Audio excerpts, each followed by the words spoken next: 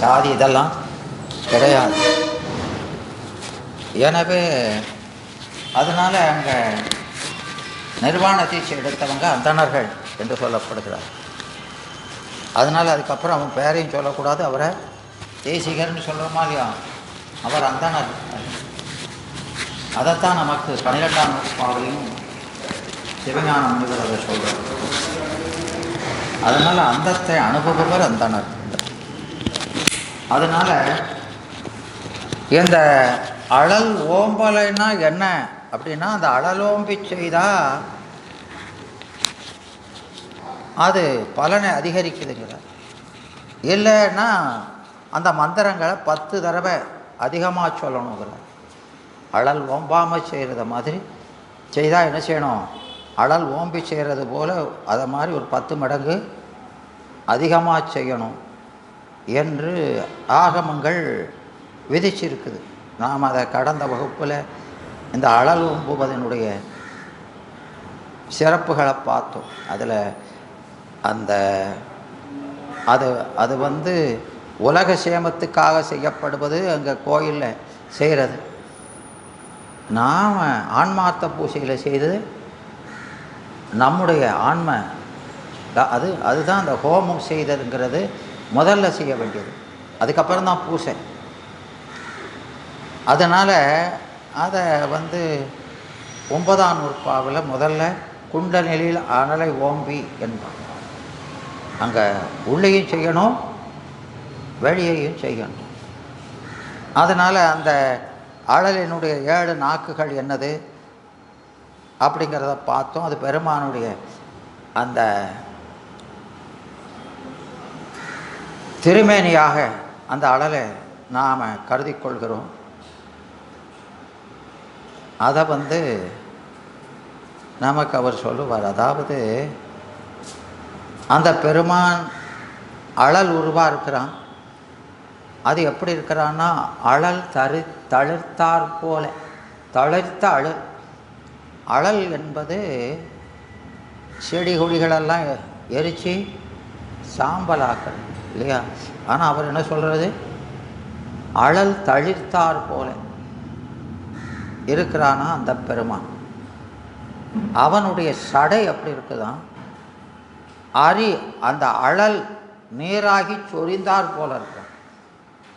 தீய நீராகி அப்படி வடிகிறது மாதிரி இருக்குது அவனுடைய சடை என்று அவன் அழல் உருவான் இருக்கிறத சொல்லியிருப்பார். அதனால் நாம் இங்கே பூசையில் அவனுடைய 3 கண்களையும் 6 அங்கங்களையும் உடம்பையும் 4 தோள்கள் 3 கண்ணு அதன் உடம்பாக சொல்லி அதை அந்த அக்னியினுடைய 7 நாக்குகள் அந்த உடம்பில் எப்படி பொருந்திருக்கிறதுங்கிறத நாம் அதை ஆவாகனம் பண்ணுறோம். அந்த தீயில ஆவாகனம் பண்ணி கொண்டு அவனுக்கு அந்த மந்திரங்களை சொல்லி அதில் சமைத்து அன்னம், நெய், பொரி, கடுகு, எள்ளு போன்ற திரவியங்களை அதில் போடுறோம். ஸ்வாகான்னு சொல்லி போடுறோம். அந்த பெருமானை மந்திரங்களை சொல்லும் பொழுது நமக என்று சொல்லி அவனை அழைக்கிறோம், வணங்கி அழைக்கிறோம். அவனுக்கு பலி கொடுக்கும் பொழுது ஸ்வாகா என்று சொல்லி கொடுக்குறோம். எனவே இந்த அழலில் போகக்கூடிய சமித்து அது எல்லா மரத்தினுடைய குச்சிகளும் சமித்துகள் ஆகாது. அதுக்கு என்னென்ன இருக்குது, அது எந்த ஹோமத்துக்கு என்னென்ன மாதிரி சமித்துகள் யூஸ் பண்ணணும்னு வரையறையும் வச்சுருக்குறாங்க. அந்த சமித்துகளெல்லாம் அது தெய்வீக ஆற்றல் உடையது, பிரபஞ்ச சக்திகளை குறிப்பது. அது ஒரு குறிப்பிட்ட தேவதாவின் தெய்வீக அம்சத்தை குறித்து நிற்கும். அதில் நாம் அந்த அன்னம் போடுறோம். அந்த அன்னம் போடுறது பூமி வளம் பெறுவதற்காகவும் உலகத்தில் பசி நீங்குவதற்காகவும் ஆன்மாக்கள் உடல் ஊட்டம் பெறுவதற்காகவும் அந்த அன்னத்தை போடுறதுங்கிறது அன்னபூரணியை வணங்குவது. காசியில் இருக்கிற அன்னபூரணி இருக்காங்களா இல்லையா? ஆமாம், அவளை வணங்கும் முகமாக நாம் அந்த யாக அக்னியில் அன்னத்தை ஹவிச கொடுக்குறோம். நெய் என்பது அது ஞானத்தை குறிப்பது. ஞானம் என்பது ஈசன்பால் அன்பு, பெருமானிடத்தில் அன்பு வருவதற்கு நம்ம அந்த தீயில நெய்ய விடுகிறோம். பொறி என்பது நம்முடைய வினைகளை பெருமானிடத்தில் அர்ப்பணிப்பது. அது அவன் தீக்கை செய்வதை குறிக்கிறது. அப்புறம் நமக்கு இந்த விடயப்பற்று நீங்குவதற்காகவும், அந்த விடயப்பற்று தான் வினையாக வருது. எனவே அந்த விடயப்பற்று நீங்குவதற்காகவும், ஏற்கனவே செய்த வினைகளெல்லாம் தீவதற்காகவும் பொரிய அந்த அக்கினியில் போடுறோம், பெருமானிடத்தில் சமர்ப்பிப்பது. கடுகு என்பது அது இந்த உடலை நாம் இப்போ அந்த உடலுக்கு வசப்பட்டு இருக்கிறோம். ஏன்னா அது ஆன்மாவுடைய தன்மை. அது நமக்கு சித்தியார் 210வது பாட்டில் சொல்லுவார். ஆன்ம இலக்கணம் சொல்லும்போது இல்லையா, அசித்து அருவியாபகம் போல் வியாபகம் அருவமின்றாய் வசித்திட வரும் வியாபி என்னும் விளக்குடையனாகி நசித்திடா ஞான செய்தி ஆனாதியை மறைத்து நிற்கும் பசுத்துவம் உடையனாகி பசு என நிற்கும் ஆன்மா என்று சொல்லுவார் இல்லையா. அது ஆன்மாவுக்கு இலக்கணம். அது நமக்கு 7ஆம் நூற்பாவிலையும் சொல்லுவார். திருவருள் பயன் 17லையும் ஆன்ம இலக்கணம் சொல்கிறார் இல்லையா. ஆமாம். அப்போது இந்த ஆன்மா எதை ரெண்டையும் அறிந்து அனுபவிப்பதுனாலும் துணை கொண்டு தான் அறியும். அந்த துணைப்பொருளுக்கு அடங்கி நின்று தான் அறியும் என்பது இந்த ஆன்மாவினுடைய இயல்பு. எதை சாருகிறதோ அதுக்கு அடங்கிடும். அதான் இந்த ஐம்புல வேடர் ஏவல் வழி நின்று என்பான்.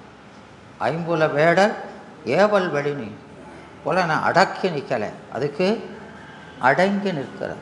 அதனால தான் சுந்தரமூர்த்தி சுவாமிகள் ஐவகை அரையர் அவராகி என்பான். இந்த கருவிகள் என்ன ஆயிடுது?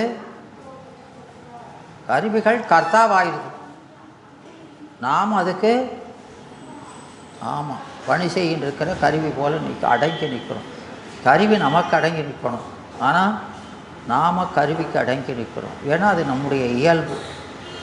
நாம் எதை சாருகிறோமோ, இப்போ பொதுவாகவே நமக்கு ஒரு பொருள் மேலே இச்சை வருதுன்னா நாம் அதுக்கு வசப்பட்டுட்டோம்னு அர்த்தம். நாம் அதுக்கு அந்த பொருளுக்கு வியாபியமாயிட்டோம் அப்படின்னு அர்த்தம். விளங்குதா? எனவே நாம் இந்த சடப்பொருள் வயப்பட்டு இருக்கிற வரைக்கும் பிறவிதான். எப்போ சிவப்பொருள் வயப்படுகிறோமோ அன்னைக்கு தான் பிறவி அருள். அதனால் உலகத்தில் அதான் பற்றற்ற கண்ணை பிறப்பருக்குங்கிறார். அந்த பற்று இருக்கிற வரைக்கும் பிறவி தான், மற்ற நிலையாமை காணப்படும். அதனால் அதை சித்தியாரில் 10ஆம் நூற்பாவில் சொல்லும்போது இந்திரியங்கள் எனைப்பற்றி நின்று என் வசத்தின் இல்லாதே என்னை தன்வசத்தை ஈர்ப்பது அப்படின்னு சொல்லுவார். கருவிகள் நம்ம அதுக்கு வசப்படுத்துது. அதனால் அதை எப்படி அடக்குவது அப்படின்னா நம் வசத்தில் இல்லையே. அதனால் இவற்றினோடு எனையுடையான் தாள்கள் இந்த பாசத்துக்கும் பசுவுக்கும் தலைவனாயிருக்கக்கூடிய பதி அவனை வந்தனை செய்து இவற்றின் வழி அருளால் வாட்டி தான் வாட்டமின்றி நின்றிடவும் என்று சொல்லுவோம். வரும் செயல்கள் உண்டேல் முந்தனுடைய செயல் என்று முடித்து ஒழுக வினைகள் மூளா அங்கு மீளா ஆளாகி மீளான் என்றே என்று சொல்லுவான். எனவே இதை வசப்படுத்தணும்னு பெருமான் வசப்பட்டால் அந்த கருவிகள் வசப்பட்டு. அதனால் இங்கே அவர் சொல்கிறார், அந்த வசையப்படுத்துவதற்காக கடுகு கடுகு அப்போது பொறிகள் நம்பசப்படுதல். அது நமக்கு பெரிய புராணத்தில் அந்த விசார சருமர் தெரியுமா இல்லையா? ஆமாம். அப்போ அவரை சொல்லுவார், அந்த விசார சருமருக்கு பொறிகளெல்லாம் அவர் பின்னால் போகுதான், என்ன செய்யணும்னு கேட்டு. விளங்குதா? அப்போ பொறிகளெல்லாம் அவர் வசத்தில் நிற்கும் அப்படின்னு சொல்லுவார். எனவே அப்படி வசுவப்படுத்தினாதான், அதுதான் அப்படி வசியப்பட்டு நிற்பது தான் நமக்கு சிவகரணங்களாகி நிற்றது. அதான் அங்கமாலை பாடுவது. திரு அங்கமாலை பாடுறோமா இல்லையா?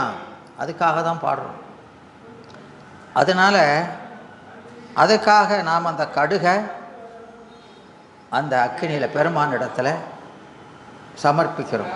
எனவே இந்த உடம்பு கருவிகள் நம்பசப்பட்டிருப்பதற்காக. அப்புறம் எள்ளு என்பது அது நிலைத்த தன்மையாகிய முக்கிய குறிக்கும் இல்லையா? அந்த எள்ளு அது உள்ளும் புறமும் எண்ணெய் நிறைந்து நிற்பது. அதுபோல நமக்கு உள்ளும் புறமும் அந்த சிவம் நிறைந்து நிற்பதை குறிக்கக்கூடியது தான் எள்ளு. விளங்குதா? அதனால் நம்ம தில தர்ப்பணம்னு செய்கிறோமா இல்லையா? அது எதுக்கு தான் செய்கிறோம்? நாம் முக்தி அடைவதற்கு, அந்த ஆன்மாக்கள் முக்தி அடைவதற்காக செய்கிறோம். அதனால் நாம் இந்த கிரியை ஜனம் அருவும் அவையாவும் ஞானம் கிடைத்தற்கு நிமித்தம்ங்கிறோம். எனவே நாம் கிரியை செய்வதெல்லாம் எதுக்கு செய்கிறோம்? சைவத்தில் ஒவ்வொருவர் செய்கிற கிரியையும், இப்போ விவாகம் நடக்குது, கல்யாணம் நடக்குதா இல்லையா? கல்யாணம் நடக்கும்போது என்ன செய்கிறோம்? அந்த சடங்கு எப்படி அமைஞ்சிருக்குது? எப்படி அமைஞ்சிருக்குதுமா?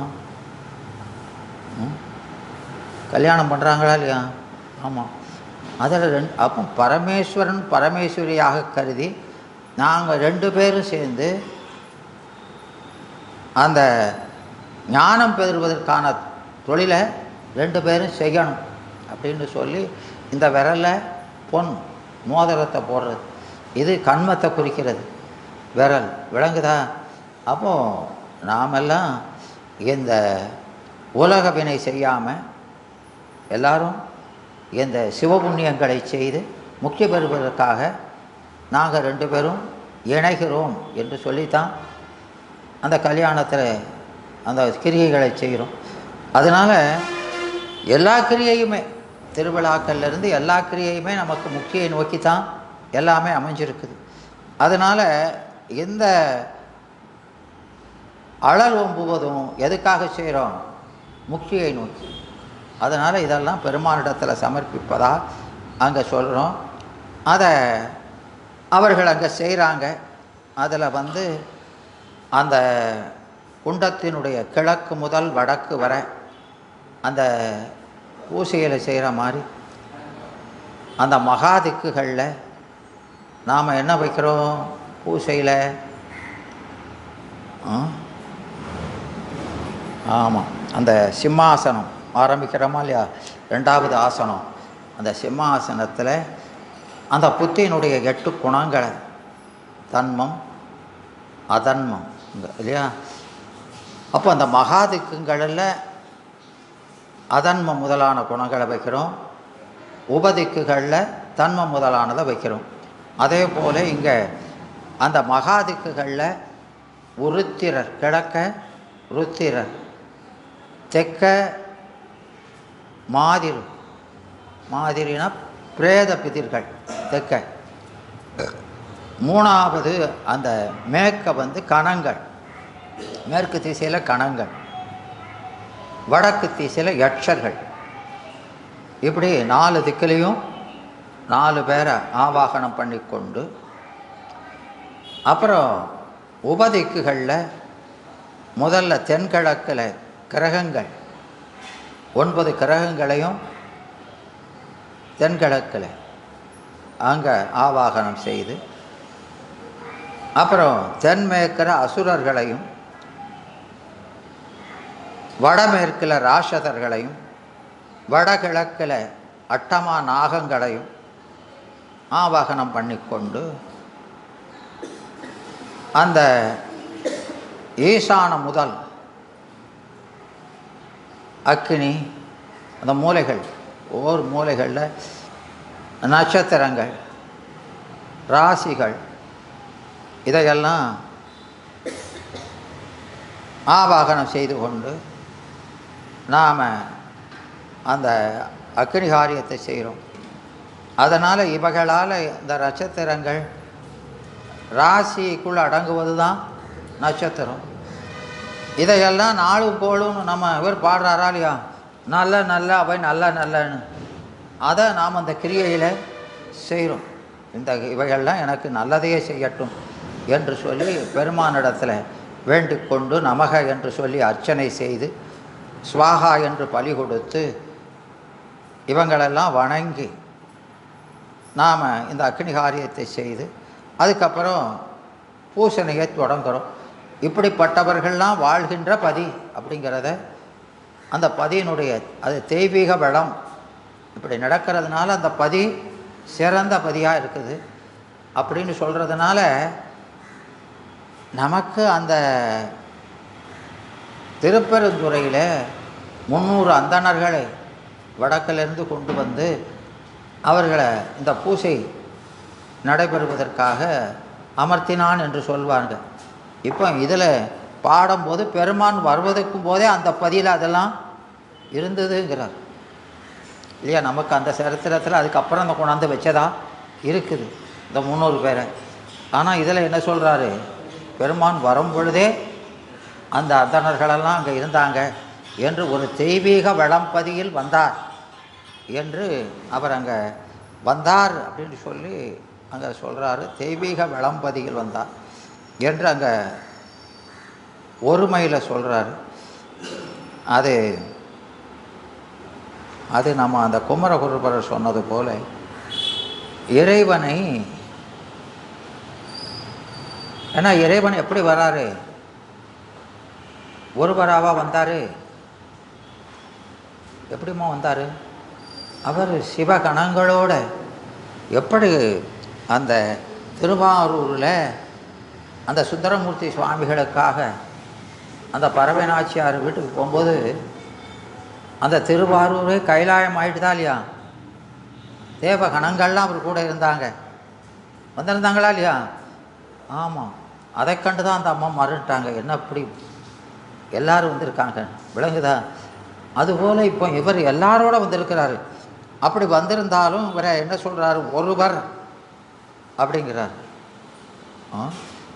அதை நமக்கு இந்த குமரகுருபர அடிகள் பண்டார மும்மணி கோவையில் அவர் சொல்வார், பெருமானே உன்னை ஒருவர் என்பேனா ஒருத்தி என்பேனா, ஒரு பக்கம் அம்மா இருக்கா, ஒரு பக்கம் அப்பா இருக்கார், நான் ஒருத்தின்னு சொல்லவா ஒருவன்னு சொல்லவா, ஆண்பாலில் சொல்லவா பெண்பாலில் சொல்லவா அப்படின்னா அவர் பால் திணைக்கெல்லாம் அப்பாற்பட்டவருங்கிறது தொல்காப்பியத்திலே சொல்லியிருக்கு. பெருமானுக்கு அதெல்லாம் உடம்புக்குரியது, பெருமான் உடம்பே இல்லாதவனுக்கு அதெல்லாம் கிடையாது என்பது. அப்போ அதை அப்புறம் கேட்டுட்டு அது நமக்கு நன்னூல் சூத்திரம் ஒன்று இருக்குது, அதை எடுத்து சொல்லி ஒருவர் என்பது துயருரு பற்றாய் பன்மை குலகளும் பாங்கிற்றென்பங்கிறது ஒரு சூத்திரம் இருக்குது. எனவே அப்போ ஒருவனா ஒருத்தியான்னு மயக்க வரும்போது ஒருவர் என்க அப்படின்னு. இப்போ 2 பேரும் கலந்து வராங்கன்னு சொல்லுங்கள், ஒருவர்னு சொல்லிட்டா அது ஆணுக்கும் பெண்ணுக்கும் பொருந்தும். ஒருவர் என்பது ஒருமைக்கு வரும், பன்மைக்கும் வரும், ஆண்பாலுக்கு வரும், பெண்பாலுக்கு வரும் என்று அப்படி அழைப்பேன் என்று அப்படி சொல்லுவார். அதுதான் அத்துவிதம்ங்கிறத, ஆணும் பெண்ணும் இல்லாமல் அப்படி இருக்கிறத அப்படி அந்த சொல்லில் அவர் இலக்கணத்தை பாட்டில் அப்படி பிரயோகம் பண்ணுறார் குமரகுருபர். அதனால் இங்கே இவரும் அதனால் என்ன சொல்கிறாரு, அவர் அத்தனை பேரோட வந்தாலும் ஒருவர் வந்தார் அப்படின்னு அந்த பாட்டில் சொல்கிறாரு. அப்படி வந்து எதுக்கு வர்றாரு அப்படிங்கிறத 2வது பாட்டில் சொல்கிறார். அந்த முதல்ல அவர் வந்த பதியின் சிறப்பை சொன்னவர் இல்லையா, அவர் நமக்கு என்ன செய்கிறாரு அப்படிங்கிறத அந்த பதியின் இவர் இருந்ததுனால அந்த பதியினுடைய பதி அது சிறந்ததுங்கிறார். ரெண்டாவது, பதி சிறந்த பதியில் இவர் வந்தாருங்கிறது சிறப்பு இல்லை, இவரால் அந்த பதிவு சிறந்ததுங்கிறதான் சொல்லணும் இல்லையா? அதனால் அந்த என்ன சொல்கிறாரு, இந்த வெம்பிறவி வேளை தனில் வீழ்பவர்கள் எல்லாம் நம்பு சிவநாமம் எனும் நற்பினை பிடித்தால் எம்பிரான் அருட்கரையில் ஏறுதுறையாமல் அம்பு மொழிந்துள பெருந்துறை அதன் பெயர் என்று அந்த பெயர் காரணம். அது முக்தி தருவதனால் அந்த துறைக்கு என்ன பெயர் வச்சுட்டாங்களாம்? பெருந்துறை என்று வைத்தார்கள். பெரிய பலனை தருவதால் அது பெருந்துறை ஆயிற்று என்று காரண பெயராக சொல்கிறார். எனவே இந்த அதன் பேர் அப்போ ஒரு பொருளுக்கு பெயர் வைக்கும்போது எப்படி வைக்கணுங்கிறது தொல்காப்பியத்தில் பெயரியல் அப்படின்னு ஒரு பகுதி இருக்குது. அதில் எப்படி வைப்பாங்கன்னா, பெயர் வைக்கும்போது பன்மை கருதி வைப்பாங்க. இப்போ ஒரு தோப்புன்னு என்னது? தோப்புன்னா தொகுப்பு, மரங்களின் தொகுப்பு தோப்பு இல்லையா? அப்புறம் அந்த தோப்பில் பல மரங்கள் இருந்தாலும் எது ரொம்ப இருக்குதோ அது பேரில் வைப்பாங்க. இப்போ தென்னை மரங்கள் நிறைய இருந்தால் தென்னந்தோப்பு, மாமரங்கள் நிறைய இருந்தால் மாந்தோப்பு. அதில் மற்ற மரங்கள் இருக்கும், அதெல்லாம் சிறுபான்மை இருக்கும். அவர் பெரும்பான்மை பற்றி வைப்பது, அப்படி பேர் வைப்பாங்க. இல்லைன்னா தலைமை பற்றி இப்போ ஒரு தெரு இருக்குது, அந்த தெருவில் பலர் குடியிருப்பாங்க. அதில் ரொம்ப முதன்மையானவர் பேரால் இல்லையா அழைக்கிறது. ஒரு மந்திரி இருக்காருன்னா மந்திரி வீதி, அந்த மந்திரி மட்டுமா இருக்கார் அங்கே, அதில் ஒரு பிரபல்யமானவர் பேரை சொல்கிறது. அதுபோல் இங்கே இந்த அதன் பேர் அவர் அந்த பதியின் பேர், பதிங்கிறது வாழ்கிற ஊர் இல்லையா? அந்த ஊர் பதியின் பேர், அந்த திருப்பதியின் பெயர் என்ன ஆச்சு? அந்த முக்தி கொடுக்க இருந்ததனால் அதுக்கு பெருந்துறை என்று பெயர் வந்தது. அதன் பேர் வெம்பிறவி வேளை தனில் வீழ்பவர்கள் எல்லாம். எல்லாம்னா என்ன? எல்லாம் என்பது முற்றுமை இல்லையா? ஏன்னா அந்த போற்றி புகழுடை 3வது போற்றி, அதில் நமக்கு உற்பவம் வருவது எப்படி? முதல் உற்பவம் வருதுன்னு சொல்லுவார் இல்லையா? முந்துற்ற நெல்லுக்கு உமிதவிடு நீடு செம்பினில் காளிதமும் தொல்லை கடல் தோன்று உபரும் எல்லாம் ஒரு உடவப்பாய் தான் உள்ளவாறு உண்டாய் உருவுடைய மாமணியை உள்ளடக்கும் ஆணாக மன்னிதனை தான் அடக்கும் காட்ட தகுதியும் போல் ஞானத்தின் கண்ணை மறைத்த கடிய தொழில் ஆணவத்தால் எண்ணம் செயல்மாண்ட எவ்வுயிர்க்கும் என்பான். எனவே இந்த உலகத்தில் பிறக்காத உயிர்னு ஒன்று கிடையாது. உயிர்கள் கண்டிப்பாக பிறந்து தான் முக்தி அடையுமே தவிர நேர முக்திக்கு போனோம்னு ஒருத்தரும், சிவபெருமான் ஒருவர் தான் அனாதி முத்தர், மற்ற எல்லாம் ஒரு பிறவியாவது பிறந்து தான் முக்தி அடையுமே தவிர இல்லையா? அதனால் இங்கே எல்லாம் என்கிறார். வேலைதனில் வீழ்பவர்கள் எல்லாம். அந்த பிறவி கடலில் விழாமல் முக்தி அடைஞ்சாங்கன்னு ஒருத்தனை கூட சொல்ல முடியாது என்று. அதனால் வீழ்பவர்கள் எல்லாம் என்பது அங்கே முற்றுமை. அதை பிறவியை சொல்லும் பொழுது வெம்பிறவிங்கிறார். இந்த பிறவி வெம்பிறவி கொடுமையானது. அதை நாம் சிவஞான போதும் சிறப்பு பாயிரத்தில் எப்படி சொல்வார்? பவ நனி வன் பகை என்பார் இல்லையா? அந்த பிறவி ஆமாம் நமக்கு பகை, பிறவி நமக்கு பகை. அது அப்போ நமக்கு செயற்கை. பிறப்பது நமக்கு இயற்கை அல்ல, செயற்கை இல்லையா? இப்போ நாம் எல்லாரும் என்ன நினச்சிக்கிட்டு இருக்கோம்? பிறக்கிறதெல்லாம் சகசந்தானே. அது சகசம் இல்லை இல்லையா? நமக்கு பெருமான் திருவடி தான் சகசம். இதெல்லாம் நிரந்தரம் இல்லாதது. விளங்குதா? இது செயற்கை. அதனால் நமக்கு செயற்கையே இயற்கையாக தெரியுது. அதைத்தான் நமக்கு அயர்ந்தனைங்கிறார் 8ஆம் நூற்பாவில். அயர்ந்தனை, உன்னுடைய இயல்பையே மறந்துட்டேன். அதனால் நம்ம நிலை எதுங்கிறதே நமக்கு தெரியாமல் ஆயிட்டோம். அதனால் இங்கே அந்த பிறவி பகை எப்படிப்பட்ட பகைனா வலிய பகை. வலிய பகை எவ்வளவு வலிதுன்னா நனிவன் பகை, மிக மிக வலிய பகை.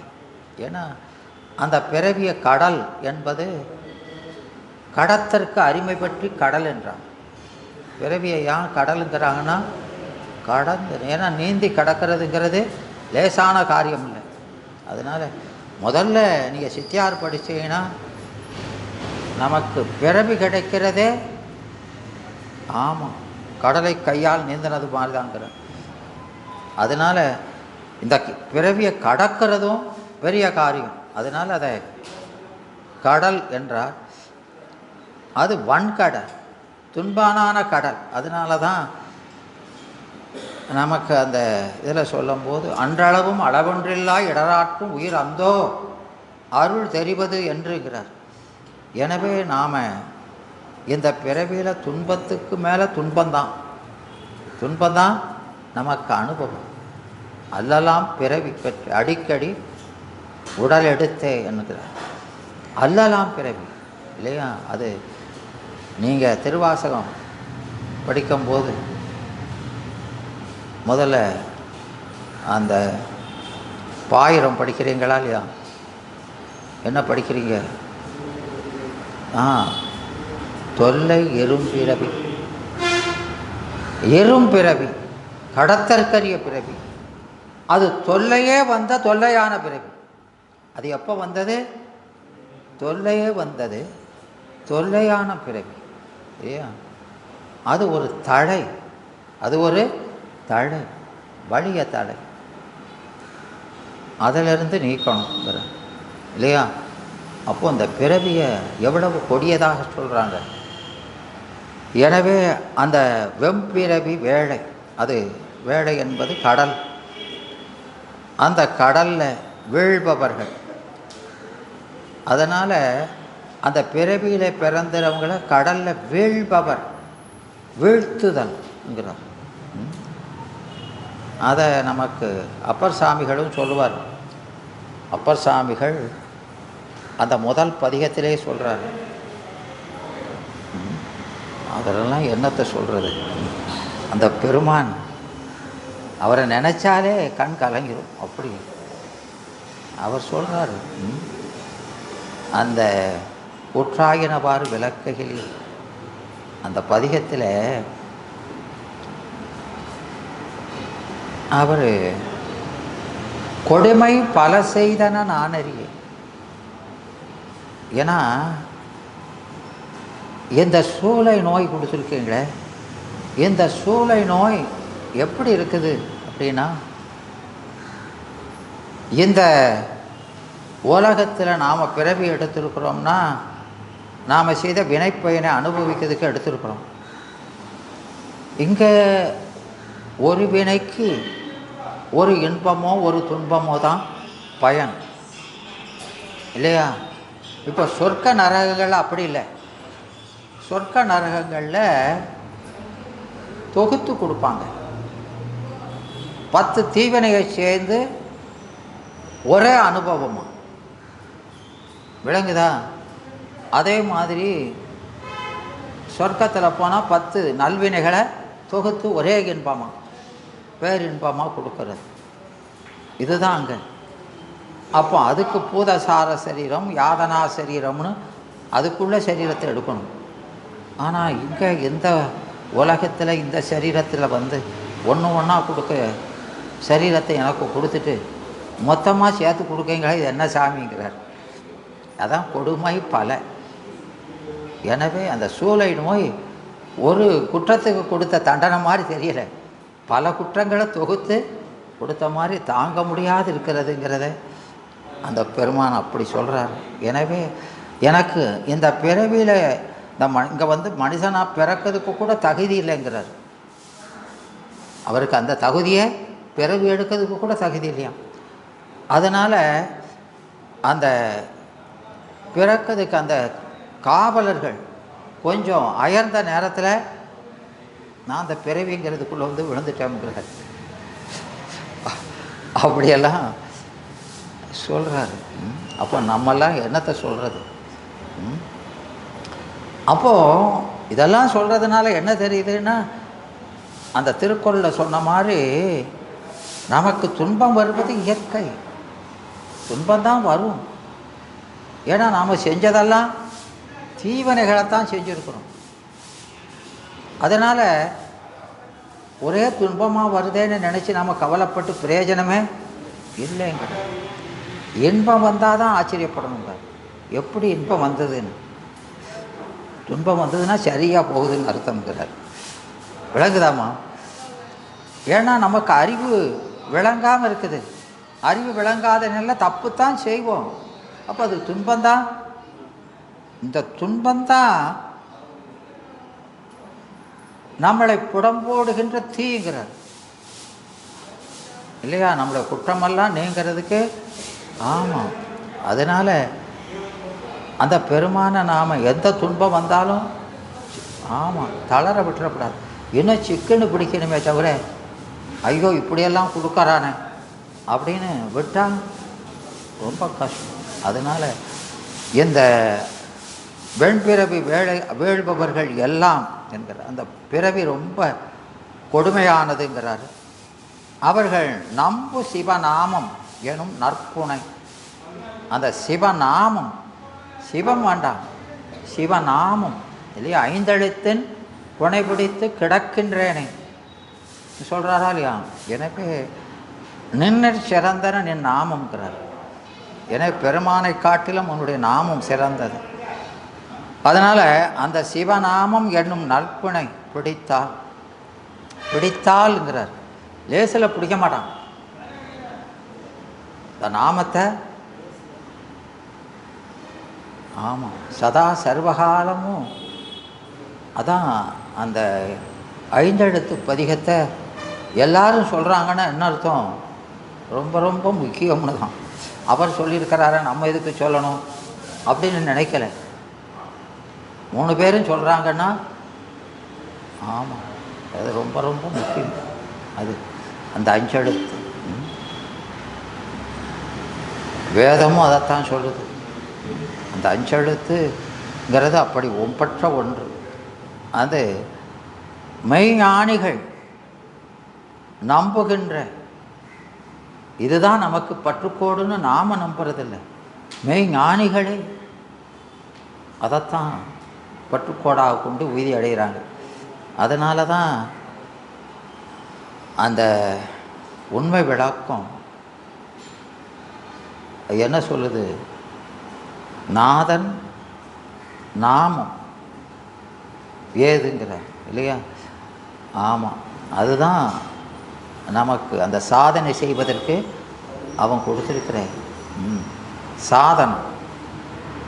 அப்போ சாதனம் ஞானம், ஞானம்னாலும் 5 எழுத்துனாலும் ஒன்றுங்கிறார்.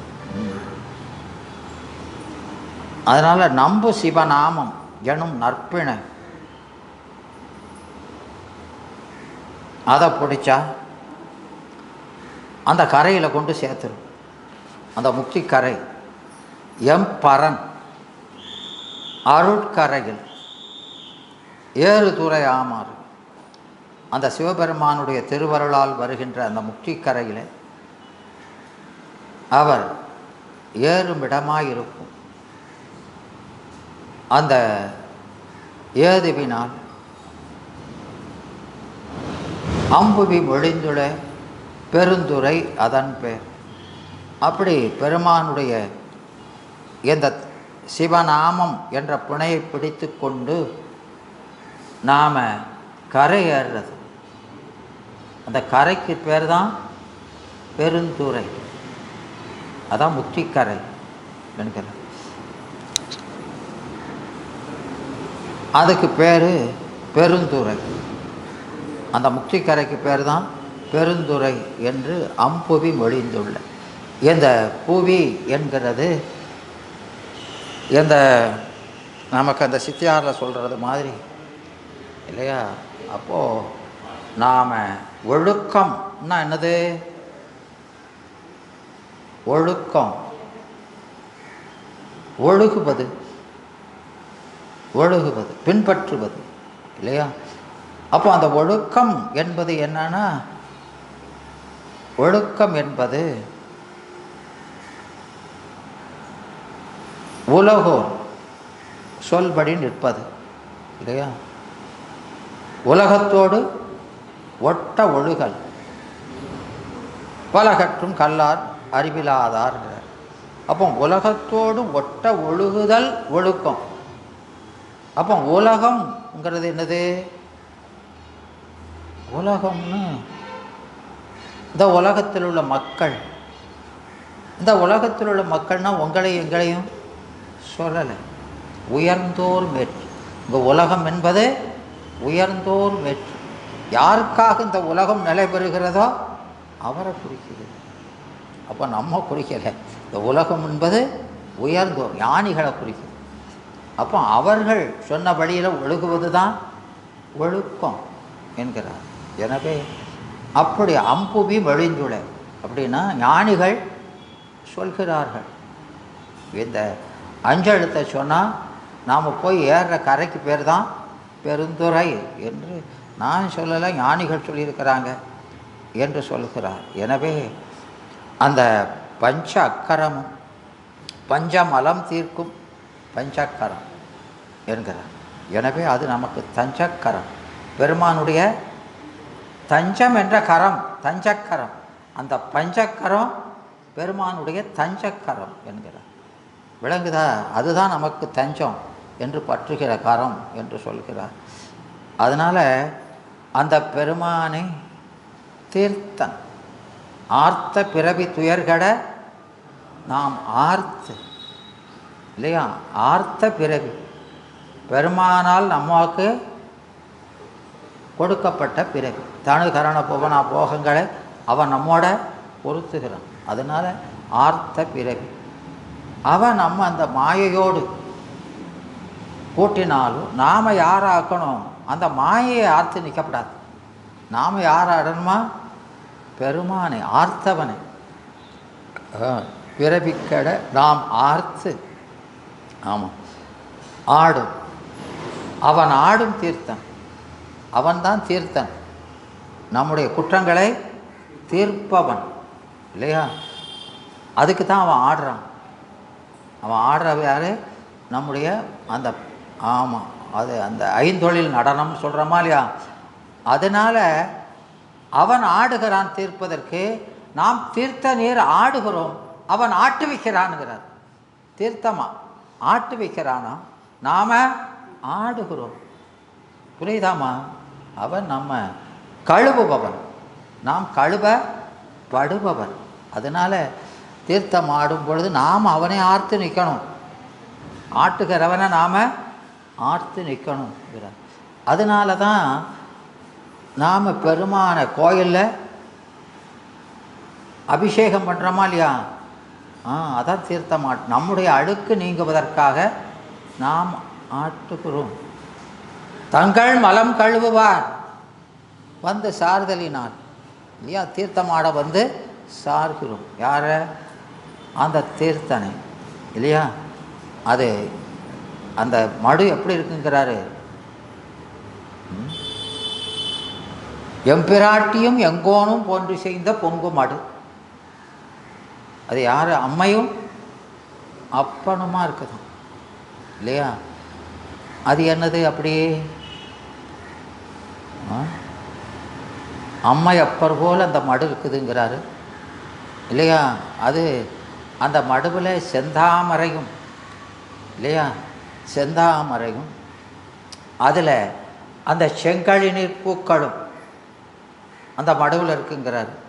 அந்த செந்தாமரையும் செங்கழிநீர் பூக்களும் என் பெருமான் மாதிரி இருக்குதான் இல்லையா? அந்த தாமரையின் இலையெல்லாம் அம்மை போல் இருக்குதான், பச்சை பசேர்னு அம்மை போல் இருக்குதான். அந்த சிவப்பாக இருக்கிறது பெருமான் மாதிரி இருக்கிறது. அதனால் அது எம்பிரானும் எம்பிராட்டியும் போன்றி செய்த மடு என்று அந்த மடுவை சொல்கிறார். அதில் அந்த தண்ணீர் அப்படின்னா என்ன? மடுவில் இருக்க தண்ணி தானே. தண்ணின்னா என்னது? வாட்டர் அப்படிங்கக்கூடாது. தண்ணீர்னா என்னது சார்? என்ன சார்? ஆமாம், தன்மையும் நேர்மையும் உடையது. தன்மையும் தன்மைங்கிற குணமும் நேர்மை என்ற தொழிலும் உடையது. விளங்குதா? ஆமாம்.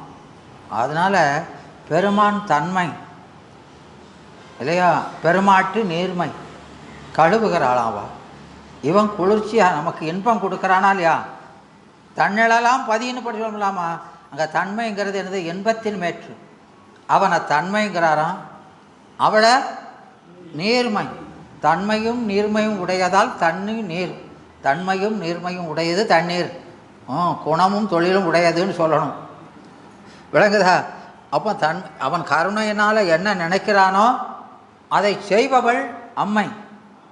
அதை இவன் நினைக்கிறான், அவன் செய்கிறான்.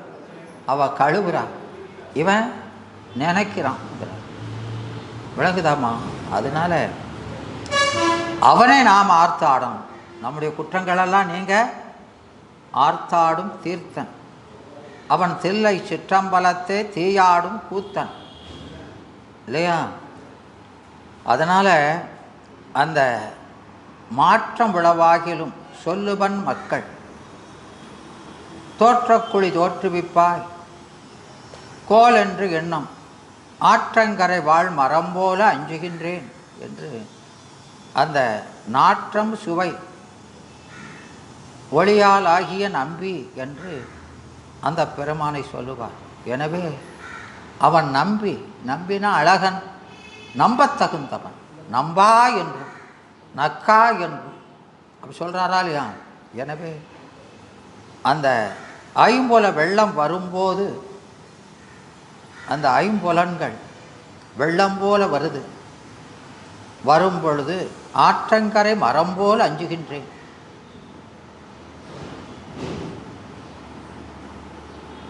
சீற்றமுளவாகினும் செப்புவன் மக்கள். அந்த ஆற்றம் துளங்கா நிற்பவன் அந்த பெருமான். புயல் காற்று நடப்பவர் போல ஆடுகின்றேன். தூங்கா பிறவிகளின் எண்ணம் புகப்பெய்து வாங்கா என்று சிந்தித்து நான் அதற்கு அஞ்சி பாம்போடு ஒருக கூடையிலே பயின்றாற் போல தாங்காது உன் உள்ளம் தள்ளும் என் தாமரை கண்ணா என்று சொல்லும். இப்படியெல்லாம் இந்த பிறவியினுடைய துன்பத்தை பலவாறாக சொல்லியிருக்கிறார்கள். அப்போது அந்த பிறவியிலிருந்து காட்பதற்கு நமக்கு அந்த பெருமான் துணை இல்லாமல் நீங்க முடியாது. அந்த பெருங்கடலில் நீந்துவது போன்று துன்பமானது என்று இந்த பிறவியை பெருமக்கள் குறிப்பிடுகிறார்கள். பிறவி அலையாற்றினால் புகாதே, பிரகிருதி மார்க்கமுற்று அலையாதே என்று அருணகிரியாரும் சொல்கிறார். பிறவிங்கிற அலையாற்றிலே புகுவாதே, பிரகிருதி மார்க்கமுற்று அலையாதே என்று அருணகிரியார் சொல்கிறார். பிறவி வேண்டாம் என்று கந்தவேளை அவர் வேண்டி பாடுகிறார். இந்த துன்பமான பிறவி பெருங்கடலை நீந்த வேண்டுமானால் இறைவனுடைய திருவடியை பற்றி கொள்ள வேண்டும் என்பதனை நமக்கு வள்ளுவ பெருந்தகையும் பிறவி பெருங்கடல் நீந்துவர் நீந்தார் இறைவனடி சேராதார். எனவே இறைவனடி சேராதார் பிறவி பெருங்கடலை நீந்தார், சேர்ந்தார் நீந்துவர் என்று சொல்கிறார். அதனால் இந்த பற்பல என்பதுன்ப நுகர்வுகளை பல்வேறு செயல்களை செய்வதன் மூலம் நாம் நுகர வேண்டியிருப்பதனால இந்த மூப்பு, பிணி, பசி, இறப்பு என்ற துன்பங்களுக்கு ஆளாவதாலும் இந்த பிறவியை பெருங்கடல் காரணகாரிய தொடர்ச்சியாய் வருது. பிறந்தா வினை செய்கிறோம், வினை செஞ்சால் பிறப்பு. எனவே அது நாச உற்பத்தியாக தொடர்ந்து வந்து கொண்டே இருக்கிறது. அதனால் இந்த வாழ்க்கையினுடைய நாம் பிறந்ததனுடைய நோக்கம் பிறவாதிருப்பது என்பதை உணர வேண்டும். அதனால் பிறந்த உடனே எதுக்கு பிறந்தோம்னு பிறந்த நோக்கமே தெரியாமல் வாழ்க்கையே கழிஞ்சு போகும். எதுக்கு வந்தோம்னு வந்த வரவே மறந்து எதுக்கு வந்தோம்னே தெரியல, பிறவி கழிஞ்சு போச்சு. நானா வந்தம்ங்கிறது இல்லையா? ஆகும்.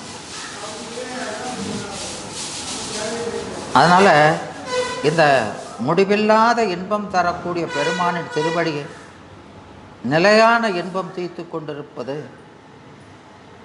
அதுதான் நாம் இருக்க வேண்டிய இடம். அதை புக்கில் என்று வள்ளுவரும் சொல்கிறார்.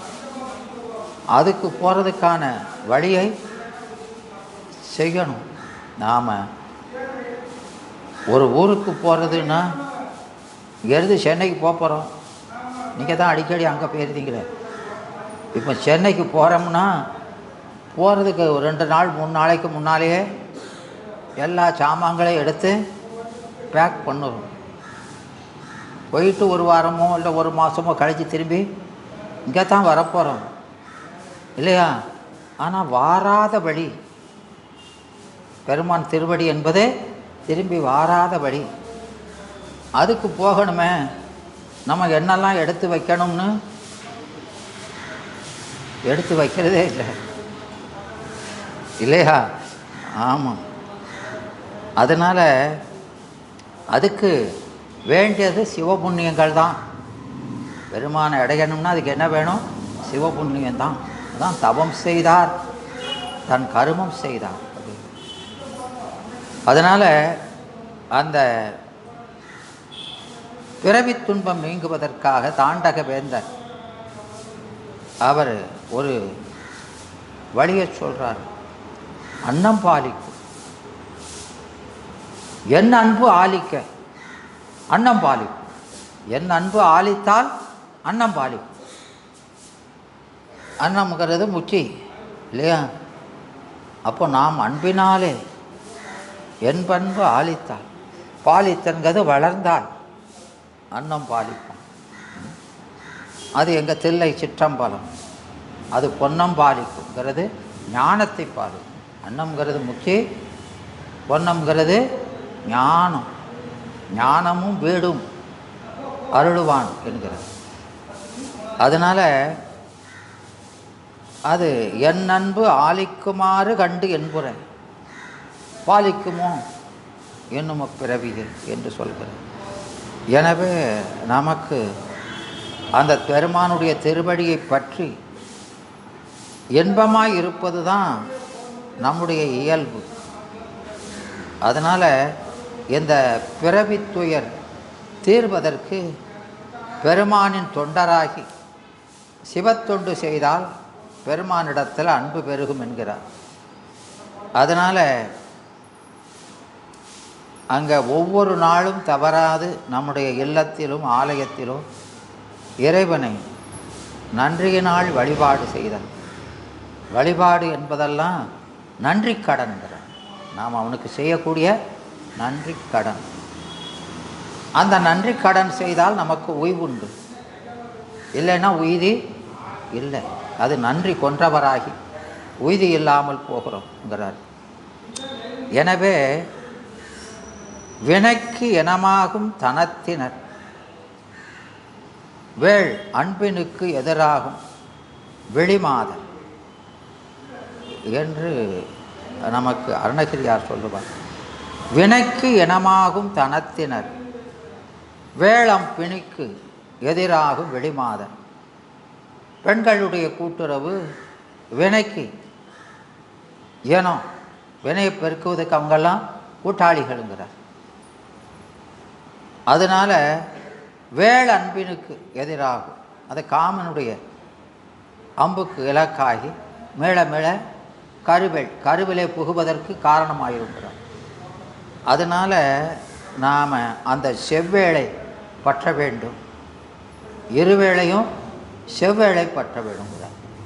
பகல் இரவு 2 நேரமும் அந்த செவ்வேளை பற்றி உய்ய வேண்டும் பெருமானே என்று வேண்டிக் கொள்கிறார்.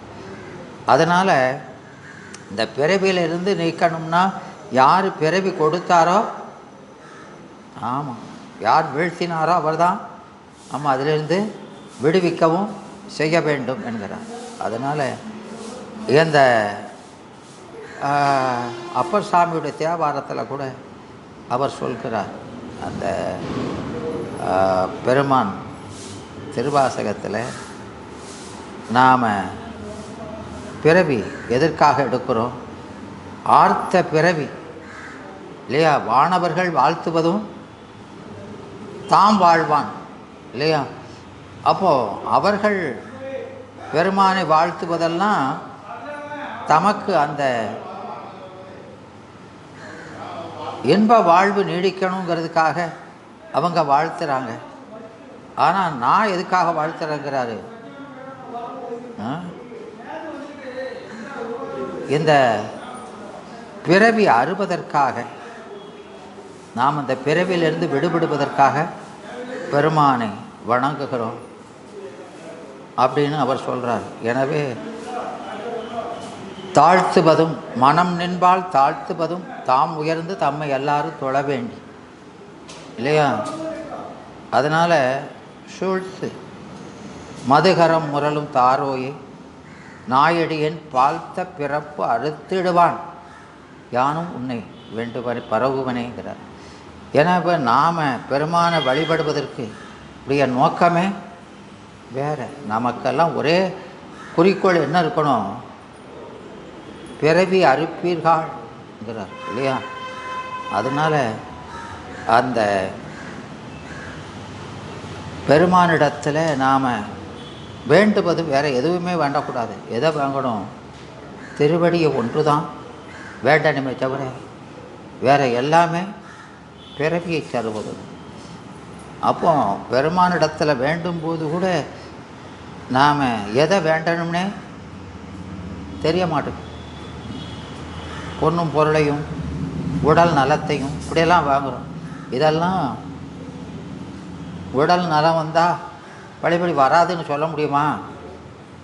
அடுத்த வேணா வரும்போது தானாக வந்துடப்போகுது. அப்போ அது பெரிய மாமன்னர் முன்னால் போய் ஓரிபடி அரிசி கேட்டது போல இருக்கிறார் இல்லையா?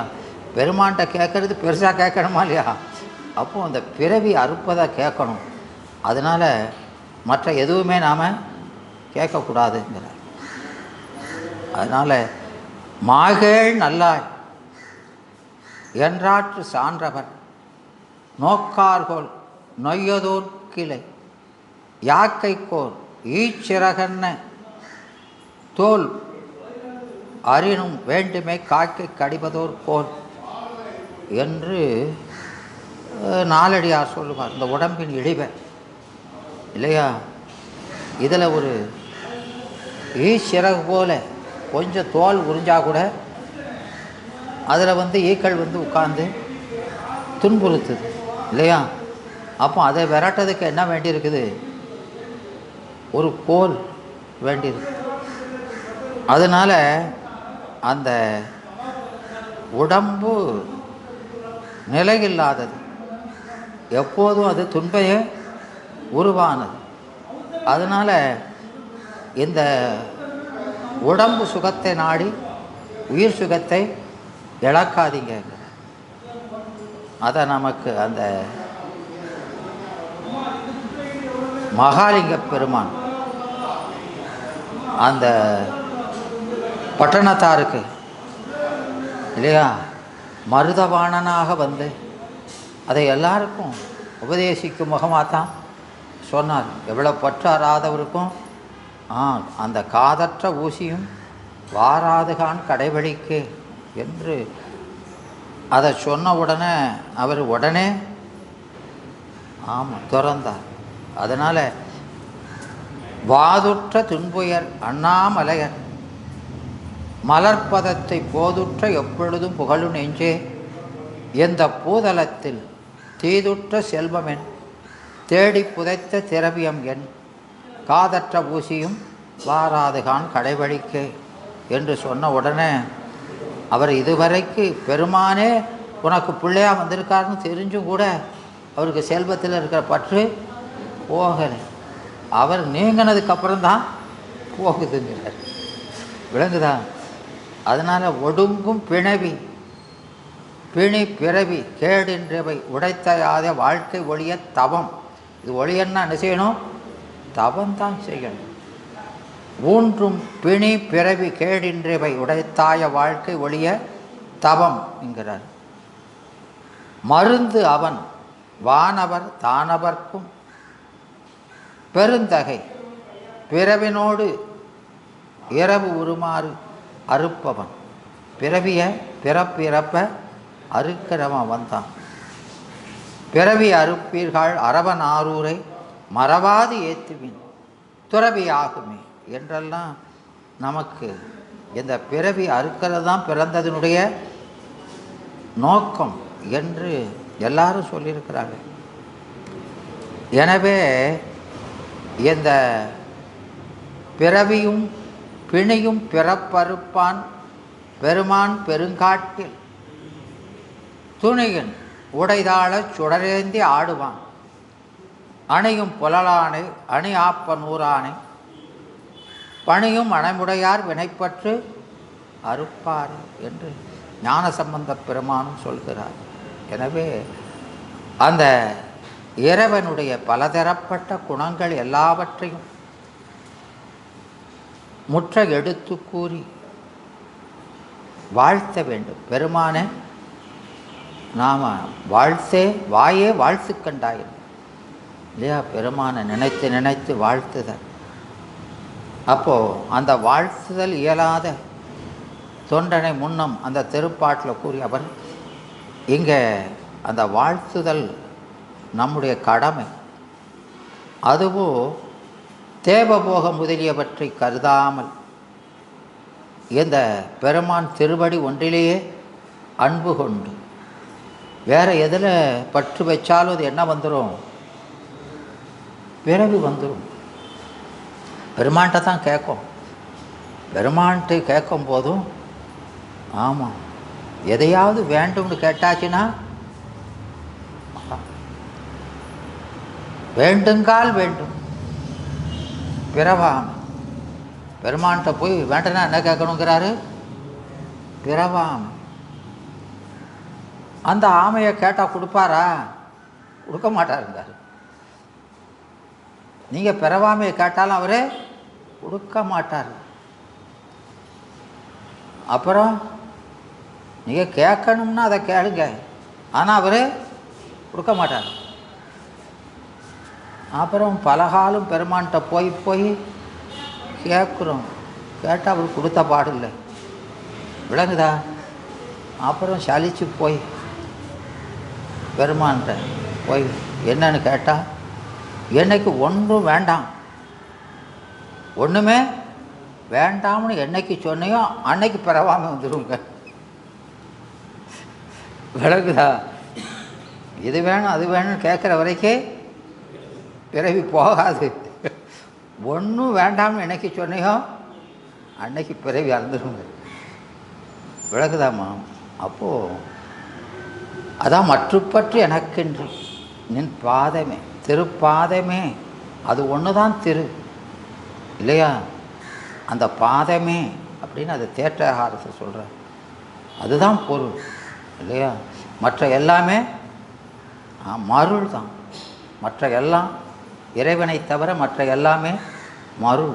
அதனால் அந்த திருப்பாட்டில் மதுகரம் சூழ்த்து முரலும் தாரோயே. ஆமாம், அவனுடைய பெருமான் அணிந்திருக்கிற அந்த மாலை மதுகரம் சூழ்ந்து அந்த தேனுன்ற வண்டுகளெல்லாம் சூழ்ந்து அந்த கொன்றை மாலையை உடைய பெருமான் அவன்கிட்ட வந்து எல்லாம் மதுகரங்கள், அந்த அருகால் வண்டு. அருகால் வண்டுன்னு யாரை சொல்கிறாரு? நம்மத்தாம சொல்கிறாரு, அந்த வண்டை சொல்லலை. அந்த பெருமான், அந்த தேன் இருக்கா இல்லையா, அது பெருமானுடைய திருவடி இன்பத்தைக்கு.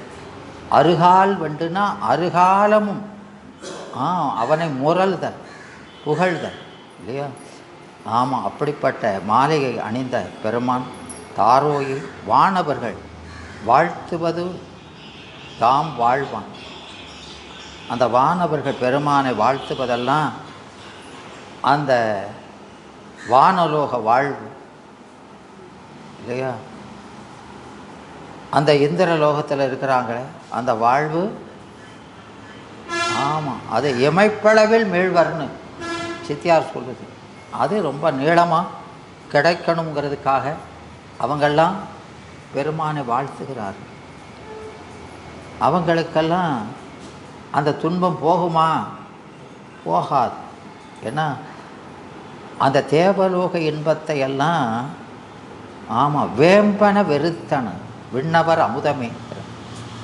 அதெல்லாம் என்னைக்கு வெறுத்தானோ அன்னைக்கு தான் அவனுக்கு நல்ல கதி கிடைக்கும். விளங்குதாம்மா? அதனால் அந்த அந்த வாழ்வு அதுதான் நாம் அந்த திருவருள் பயனில் அதை 92வது பாட்டில் சொல்லுவார். ஐந்தொழிலும் காரணர்களாம் தொழிலும் போகம் நுகர் எந்தொழிலும் மிக மேவார். திருவடி இன்பத்தை தவிர வேறு இன்பத்தையும் எந்த இன்பத்தையும் வேண்டவே வேண்டாம். வேண்டேன் புரந்தரன் மாலையன் வாழ்வுன்னு சொல்கிறாங்களா இல்லையா? எனவே இந்த இன்பமெல்லாம் நிலை இல்லாதது தான் இல்லையா? அப்போ பிரம்மனோ விஷ்ணுவோ அந்த வைகுண்டத்திலேயோ சத்தியலோகத்திலேயோ கிடைக்கிற இன்பங்களெல்லாம் நிலையான இன்பம் அல்ல. அதெல்லாம் மேலே பிறவி தான் வரும். அதனால் பெருமான் திருவடி இன்பத்தை தவிர வேறு எந்த இன்பத்தையும் நாம் வேண்டக்கூடாது. மனம் நின்பால் தாழ்த்துவதும் அந்த நெஞ்சத்தை நின்னிடத்திலே பணிவித்து அவங்க வழிபடுவதும் எதுக்காக செய்கிறாங்கன்னா எல்லாம் தம்மை துள வேண்டும். எல்லா உயிர்களும் அவங்கள வணங்கணும்னு. அப்படி செய்யவே கூடாது. சிவஞான முனிவர் அதை நல்லா சொல்லு. நாமெல்லாம் வணங்க பிறந்தவர்கள், வணங்கப்படுவதற்கல்ல. நாமெல்லாம் எதுக்கு பிறந்திருக்கோம்? பெருமானை வணங்கி திருவடி அடையது. நம்மங்களை மற்றவங்க வணங்கிறதுக்காக. வணக்கமெல்லாம் யாருக்குரியது? ஒரே ஒரு ஆளுக்கு தான் வணக்கம், வேறு யாருக்கும் உரியது அல்ல. அப்போ உங்களை பிறர் வணங்கினாலும் அது யாருடைய வணங்குறதாக சொல்லணும்? ஆமாம், நமக்குள்ளே இருக்கிற சிவபெருமானை வணங்குவதாக எண்ணிக்கொள்ள வேண்டுமே தவிர நம்ம பார்த்து கும்பிடுறாங்கன்னு நினச்சா அவ்வளவுதாங்க. விளங்குதா? எனவே ஒரு ஆள் தான் வணங்கக்கூடியவன். அதனால் நாய் அடியேன் யானும் நாயை போன்ற சிறுமை உடைய அடிமையாகிய யானும். இதை நாம் திருவாசகத்தில் 17 இடத்துல போய் நாய் நாயின்னு சொல்கிறாரு. எதுக்காக அந்த நாயை சொல்கிறாரு? நாய் அப்படி என்ன பாவம் செஞ்சது? ஏன் நாயோட கீழான பிறவி இல்லையா? இவ்வளோ பூச்சியெல்லாம் இருக்கா இல்லையா? அப்படியெல்லாம் கூட சொல்லலையே. ஏன் நாயை சொல்கிறாரு? அது அவருக்கு பிடிக்காத ஒன்றா?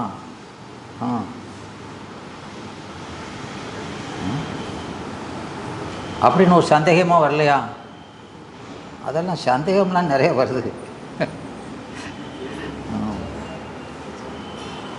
ஏன் அப்படின்னு சொன்னால், நாமெல்லாம் இங்கே எதுக்காக வந்திருக்கிறோங்க? ஆமாம், நம்மகிட்ட இருக்க குற்றங்கள் நீங்கி பெருமான் திருவடி அடைவதற்காக வந்திருக்கோம் இல்லையா? அப்போது நம்முடைய நோக்கமெல்லாம் ஞானம் பெறுவது, ஞானத்தால் இன்பம் பெறுவது இல்லையா? அதனால் ரெண்டு கண்ணுங்கிறோம். இப்போ நாம் திருக்கோயிலில் கொடி ஏற்றுறோம். இப்போ திருவாதிரைக்கு கொடி ஏற்றுறாங்களா இல்லையா? அப்போ அந்த கொடிச்சீலையில் என்ன வச்சுருக்குது, என்ன படம் போட்டிருக்குது அந்த துணியில்? ஆமாம், ஒரு நந்தி படம் போட்டிருக்குது இல்லையா? அந்த நந்திக்கு 2 கண் வச்சுருக்கு. அது என்ன கண்? அந்த 4 கால் என்னது, 2 கண் என்னதுன்னு இருக்கா இல்லையா? இருக்குது. அந்த கண் என்னதுன்னா, அந்த கண் அந்த கொடி முதல்ல அதை வரைஞ்சி நாள் அதுக்கு உள்ள கிரியை 3 கிரியை இருக்குது. அதெல்லாம் செஞ்சு தான் மறுநாள் கொண்டு வந்து கொடி ஏற்றணும். அந்த கண்ணில் இடது கண்ணில் நெய்யையும் வலது கண்ணில் தேனையும் வைப்பாங்க. அதுக்குள்ள மந்திரங்களை சொல்லி அதை வைக்கிறது. வச்சு அபிஷேகம்லாம், அபிஷேகம்னா அதை தண்ணியை ஊற்ற மாட்டாங்க, புரோச்சனம் பண்ணுறது. அபிஷேகித்து மறுநாள் அதை வைக்கிறோம். அப்போது அந்த நெய் என்பது ஞானத்தை குறிப்பது. இடது கண் நெய் என்பது இடது கண் அம்மை, அது ஞானம். வலது கை அந்த தேன் என்பது ஆனந்தம். விளங்குதா? அறிவும் ஆனந்தமும், அறிவானந்தம். விளங்குதா? ஆமாம், அறிவையும் ஆனந்தத்தையும் பெறுவது தான் நம்முடைய நோக்கம் அப்படிங்கிறது அதை குறிக்கிறது. இந்த நாய் அது சாப்பிட்ற சோறில் ஒரு துளி நெய்யை போட்டாச்சுன்னா மோந்து கூட பார்க்காது. ஆமாம், தேனை நக்காது. அது சுத்தமான தேனாக இருந்தால். அதனால் அறிவையும் ஆனந்தத்தையும் வெறுக்கின்ற, அதுவே குறிக்கோள்னு தெரியாதத பிறவியை எளிந்த பிறவின்னு கருதுறதுக்காக நாயை எளிவானதாக சொல்கிறோம். விளங்குதாம்மா? ஆமாம். எனவே அந்த மனம் நின்பால் தாழ்த்துவதும், அவங்க வணங்குறாங்க. அவங்களும் வந்து இங்கெல்லாம் வந்து வானத்தில் இருக்காங்க தேவர்கள்லாம் இங்கே வந்து திருக்கோயிலில் வந்து வணங்குவாங்கன்னு தெரியுமா இல்லையா? ஆமாம், சாயரட்சியில் எல்லோரும் வந்து திருக்கோயிலில் நிற்பாங்க. அதனால் கையை வீசாதிக்காங்க இல்லையா? ஆமாம், அதனால் அவங்கெல்லாம் இங்கே வந்து கும்பிட்றாங்கன்னா எதுக்காக கும்பிட்றாங்க? அவங்க வாழ்வு நிலைக்கணுங்கிறதுக்காக, அந்த தேவலோக பதவி நிலைக்கணுங்கிறதுக்காக. அதனால் இங்கே மற்றவர் எல்லாரும் அவரை தொழணுங்கிறதுக்காகவும் அவர்கள் கும்பிட்றாங்க. இப்போ நாமெல்லாம் அவங்கள வணங்குறாமா இல்லையா? ஆமாம், வணங்குறோம். இப்போ பூசையிலெல்லாம் தசாநாதர்களை வணங்குறோமா இல்லையா? இந்திராதி தேவர்களை 8 திக்கிலே வச்சு வணங்குறோமா இல்லையா? ஆமாம், அட்டத்திக்கு பாலகர்னு வச்சு வணங்குறோம். அதுதான் நமக்கு அப்பர் சாமிகளும் சொல்கிறார். முழுத்தளல் மேனி தவளப்பொடியன் கனகக்குன்றத்து எழிற்பெரும் ஜோதி எங்கள் பிரானை இகழ்திர் கண்டீர். தொழப்படும் தேவர் தொழப்படுவானை தொழுத பின்னர் தொழப்படும் தேவர் தம்மால் தொழுவிக்கும் தன் தொண்டரையே என்று அப்பர் சாமி சொல்லுவார். எனவே நாம் போய் அது நீங்கள் கோயிலுக்கு போனோம்னா அந்த பெருமானை சுற்றி கும்பிடுறது கூட ஒரு சுத்தோடு வந்துடுவாங்க. ஆனால் வெளியில் வந்து அந்த நவக்கிரகங்களை சுற்ற பார்த்தீங்கன்னா போனாலும் போக மாட்டேக்கான், சுற்றி அட பாவிகளாங்கிறார் அப்பர் சாமி. அதான் யாரை சுற்றணும்னு தெரியாமலே இப்படி சுற்றிக்கிட்டு இருக்கே. உன்னை சூழ்ந்து வருகிற வினைகள் போதாதா, நீ இவனையும் வேற சுற்றிக்கிட்டு கிடக்கு இல்லையா? அப்போ அவனை போய் சுற்றினா இவன் உன்னை கும்பிடுவான் சுற்றி, நீ அவனை போய் கும்பிட்டுக்கிட்டு இருக்காங்கிற. விளங்குதா? தொழப்படும் தேவர் தம்மால் தொழுப்பிப்பன் தன் தொண்டரை. அவங்க உங்களை கும்பிடுவாங்க, நீங்கள் அவனை போய் கும்பிடுறீங்களே. விளங்குதாம்மா? ஆமாம். இன்னைக்கு பார்த்தா அங்கே தான் கூட்டம் ரொம்ப பக்தியோடு கும்பிடுறது. யார் நம்ம இதிலேருந்து விடுவிப்பான்னு தெரியாமல் தான் அப்படி செய்கிறாங்க. எனவே அந்த பந்தம் வீடு தரும் பரமன் அவன் ஒருவன் தான். அதனால தான் அவர் உற்றாரை ஆண் வேண்டேன், ஊர் வேண்டேன், பேர் வேண்டேன் அப்படிலாம் சொல்கிறாரா இல்லையா? எனவே அந்த குற்றாலத்து அமர்ந்து உரையும் கூத்தா இல்லையா? எந்த குற்றாலம்? எந்த குற்றாலம்மா? குற்றாலத்து அமர்ந்து, அதுதான் நம்முடைய சிற்றறிவை குற்றால் என்றார். அவனை பெருவிருட்சம் மாமரம் சொன்னாரா இல்லையா? அவனை பெருவிருட்சம் மாமரம் பெரிய விருட்சம். அவன் நிழலுக்குள் இருக்கிற குற்றால் என்று உயிரை சொன்னார். அந்த உயிரை அதனால் அவனை சிங்காசனம் இல்லையா? அதனால் அதில் அமர்ந்து உரையும், அதில் நிலை பெற்றிருக்கிறது. உரையும் கூத்தா. அவன் ஆடுற இடம் என்னன்னு சொல்லியிருக்கான்? 8ம் 2ம் உருவான லிங்கம் சொல்லியிருக்கோமா இல்லையா? ஆன்ம அறிவு தான். அதனால் அமர்ந்து உரையும் கூத்தா உன் குறைகளற்கே. குறைகளல்னா என்ன? அந்த கடல் என்ன குறை இருக்குது? குறைகளல் என்பது சிலம்புனானது சிலம்புவது சிலம்புவதுனானது அழைப்பது, வாங்க வாங்கன்னு கூப்பிடுது. குறைங்கிறதும் அதுதான். அழைக்கின்ற திருப்படி. நீங்கள் சேர வேண்டிய இடம் எது? வாங்கன்னு உங்களை அம்மா கூப்பிடுது. அதனால் அந்த திருவடிக்கு என்ன பேர்? குறைகளல், அழைக்கின்ற களல், தன்னை நோக்கி அழைக்கின்ற களல். அதனால் குறைகளற்கே கற்றாவின் மசம் போல. கற்றானா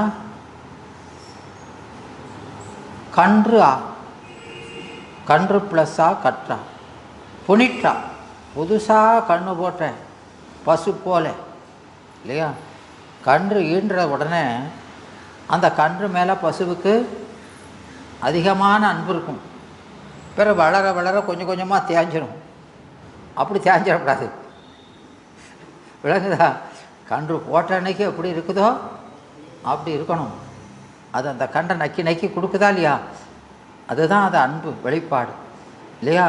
அப்போ அந்த கன்று போல பெருமானை மேல சுவைக்கணுங்கிறது இல்லையா? ஆமாம். அதனால் கற்றாவின் மனம் போல கசிந்து உருக, பெருமானை நினச்சி உருக வேண்டுவனே என்று அந்த திருப்புலம்பல்ல சொல்கிறார். விளங்குதா? அதனால் பெருமானை மேல சொல்லுவது தான் என்னது? புலம்புதல். அதனால் அந்த ஆண்கன்று தேடி அழைக்கும். அதுபோல ஆண்கன்றுங்கிறது பசுவினுடைய கன்று, அது தன்னுடைய பசுவை தேடி அழைக்கும். அதுபோல நான் கன்றாய் நாடி அழைத்தேன். இப்போ அந்த கற்றாவின் மனம் போல கசிந்து உருக வேண்டுவனேன்னு சொல்லும்போது ஆன்மாவை பசுவாக்குறார், பெருமானை கன்று போல இல்லையா? அந்த பசு கன்றிடத்தில் அன்பு செய்வது போல நாம் பெருமானிடத்தில் அன்பு செய்யணும் அப்படின்னு சொல்கிறார் இல்லையா? அப்படித்தான் சேக்கிழார் பெருமான் கண்ணப்ப நாயனாரை பசுவாகவும் இல்லையா, அந்த குடிமை தேவரை கன்றாகவும் சொல்கிறார். விளக்குதாம்மா? ஆமாம். இங்கே திருமூலர் ஆண் கன்று தேடி அழைக்கும். அது போல நம்ம கன்றாக்குறார், பெருமான பசுவாக்குறார். சுந்தரமூர்த்தி நாயனார் அந்த ஐயாறில் நின்னாரா இல்லையா?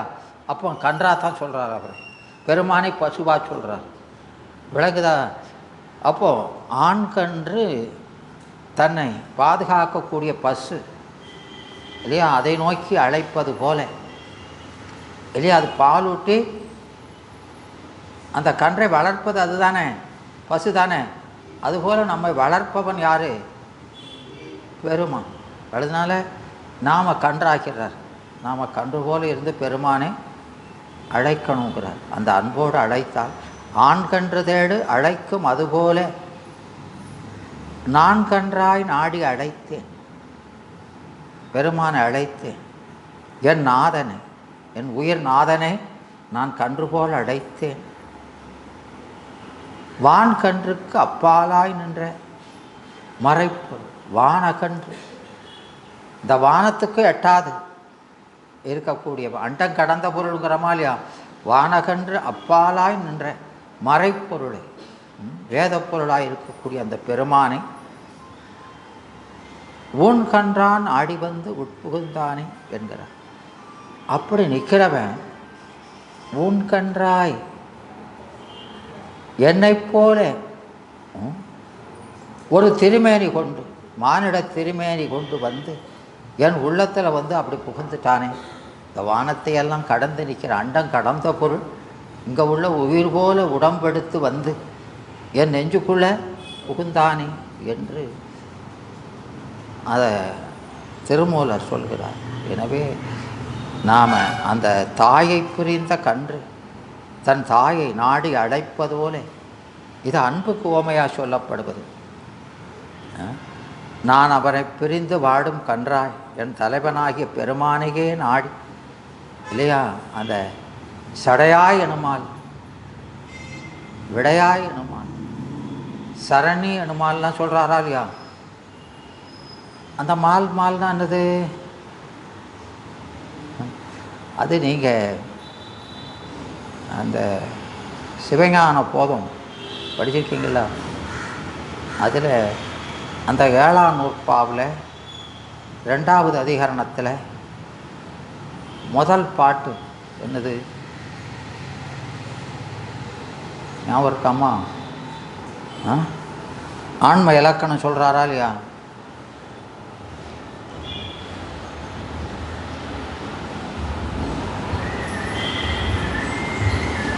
ஆன்ம இலக்கணம் சொல்கிறாரு. ஆன்மா இருதிறன் அறிவுள்ளது, இரண்டல ஆன்மா ரெண்டே அனுபவிக்கும். அது இந்த சடமாகிய பாசமும் அல்ல இல்லையா, சிவசத்தும் அல்ல, அசத்தும் அல்ல, இது சதசத்து அப்படின்னு சொல்கிறது இல்லையா.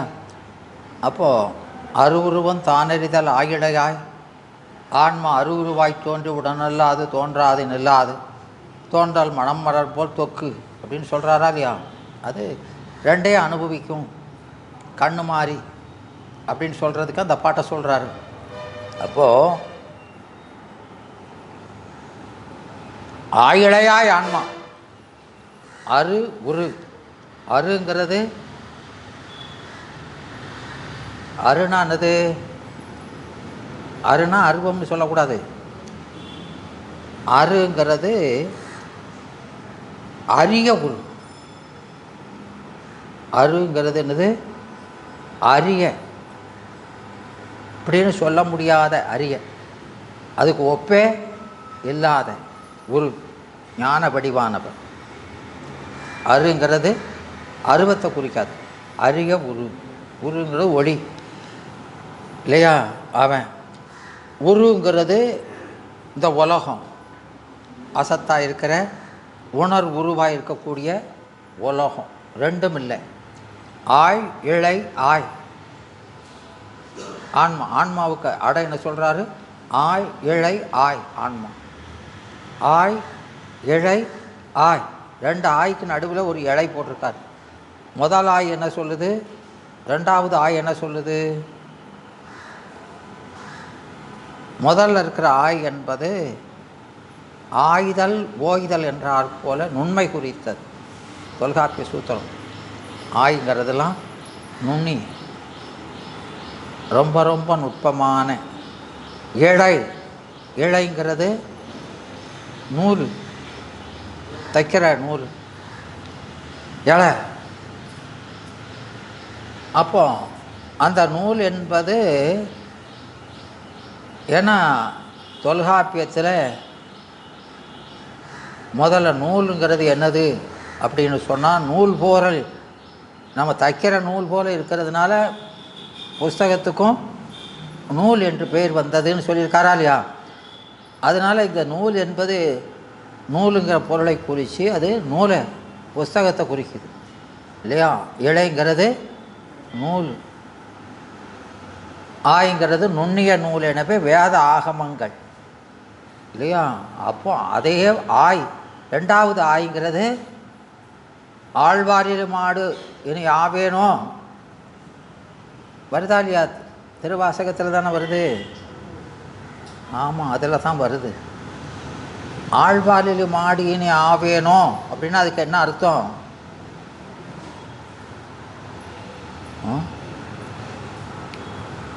ஆழ்வாரில் மாடு இனி ஆவேனும். என்ன ஒன்றும் சொல்ல மாட்டேங்க.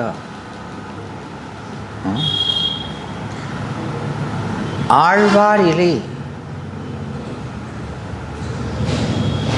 ஆழ்வார் இலின்னா பராமரிப்பவர் இன்றி இல்லையா? பசு என்பது கட்டி வைத்து பராமரிக்கப்படுவது இல்லையா? அப்படி ஆழ்வார் இல்லாத, பராமரிப்பவர் இல்லாத ஊர் மாடு போல, ஊர் மாடு விளங்குதா? ஆழ்வார் இலி, நன்றியில் செல்வம். அதுக்கு என்ன பேர்? நன்றியில் செல்வம்.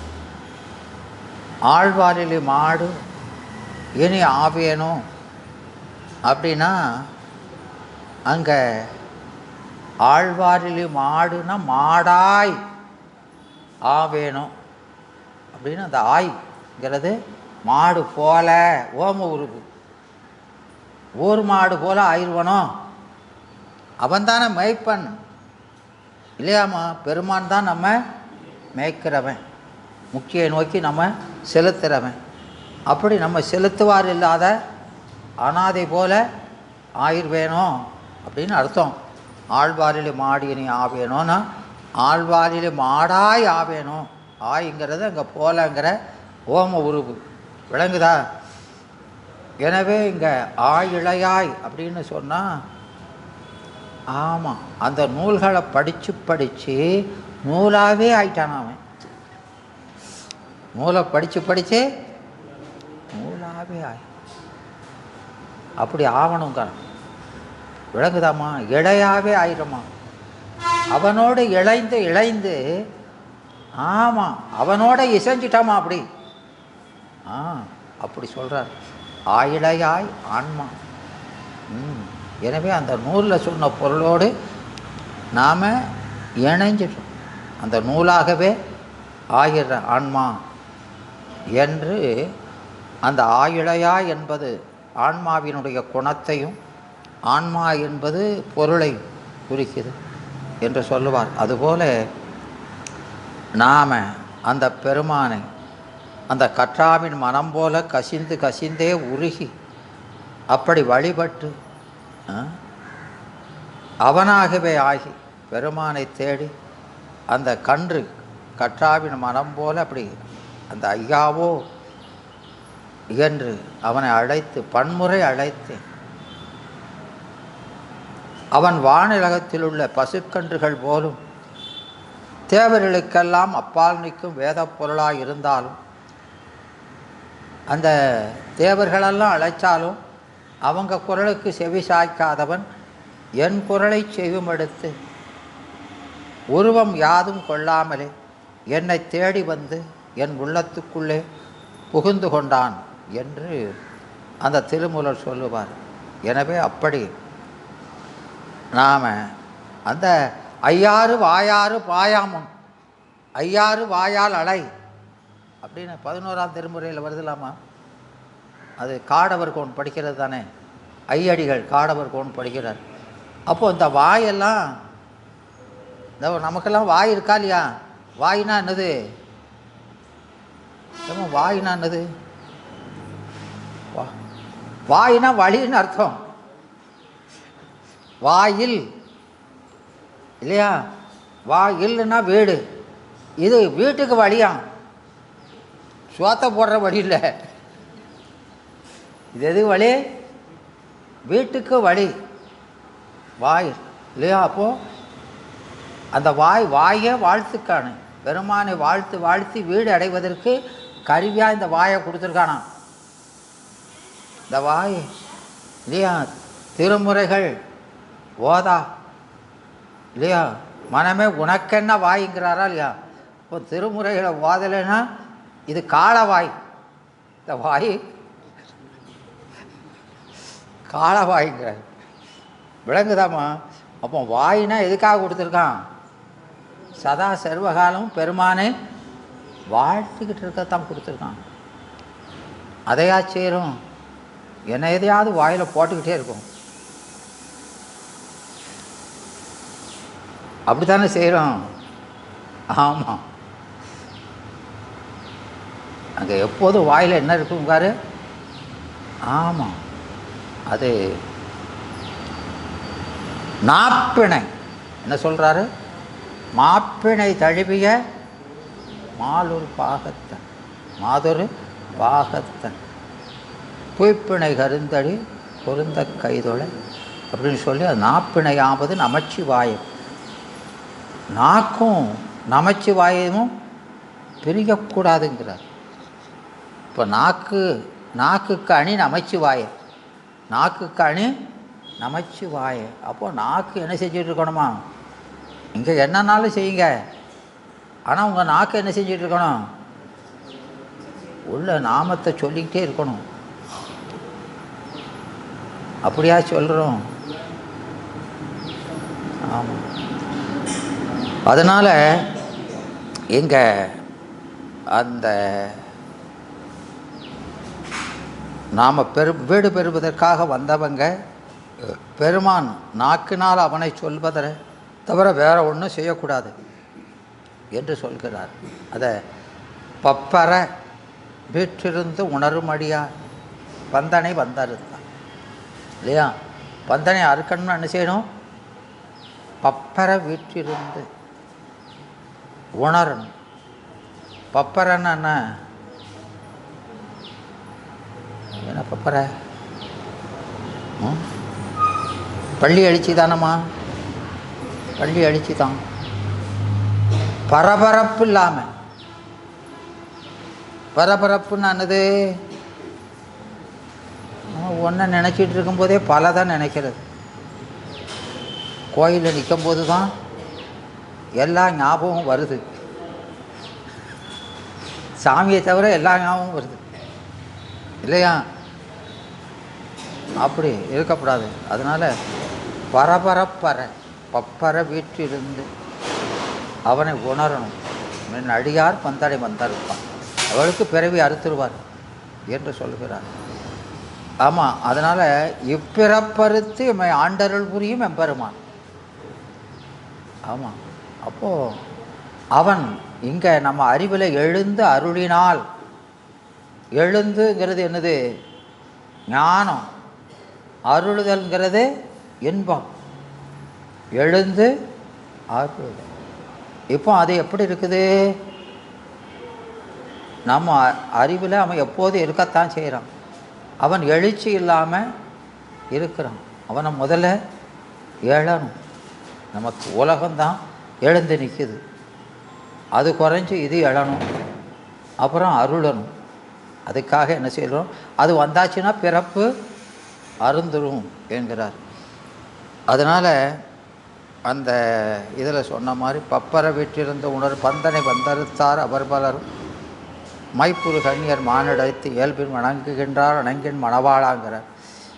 எனவே அந்த பெருமான் இனங்கிளி உணர்ந்த மாமுனிவர் உம்பரோடு ஒளிந்தார் உணர்வுக்கும் தெரிவரும் பொருள். அரிய பொருள் அவன், நம்ம அறிவினால் எட்ட முடியாத பொருள். ஆனாலும் அவன் நமக்கு உயிருக்கு உயிராக இருக்கான் இல்லையா? எல்லா உயிர்களுக்கும் உயிரே. ஏனை பிறப்பருக்கும் அருந்தே மருந்தேங்கிறார் இல்லையா? நம்ம பிறப்ப இருக்கக்கூடிய மருந்து அவன்தான். அதனால் நாம் அவனை மறந்து இருக்கக்கூடாது, அந்த மருந்தை மறந்து இருக்கக்கூடாது என்று சொல்கிறார். அதனால் இந்த கோணை சித்தம் புகுந்து தித்திக்க வல்ல கோணை அப்படிங்கிறோம் இல்லையா? பிறப்பு அறுத்து ஆண்டு கொண்ட கூத்தனை தழும்பேற வாழ்த்தணுங்க. 4 தழும்பு நாக்க நீட்டுங்க அப்படின்னா அதில் நமச்சிவாயை தெரியணுமா? தெரியுதா? ஒன்றும் தெரியலையே. சொல்லி சொல்லி அது தழும்பு ஏறிடணுமா? அப்படி நாக்க நீட்டினா தெரியுங்கிறார்.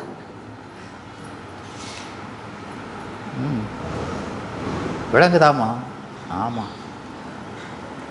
அதனால் அந்த பெருந்தூரை மேய பிரான் பிறப்பறுத்த அத்தன், அந்த பெருந்துறையில் இருக்கிற பெருமான் நம்மை பிறப்பறுக்கின்ற அத்தன், அவன்தான் அணிதில்லை அம்பலவன்.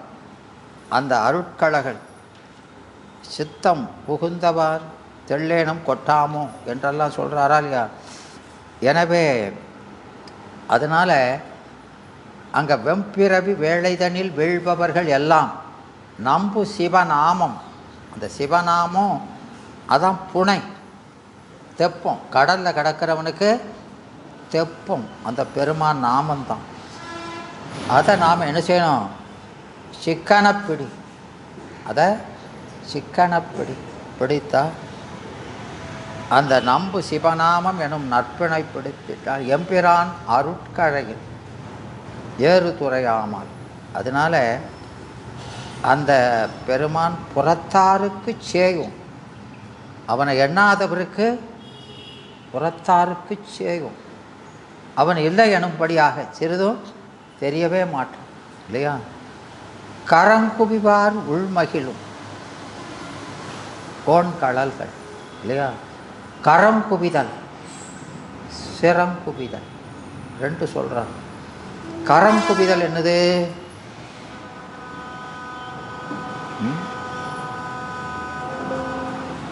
கரம் குவிதல்னா நம்ம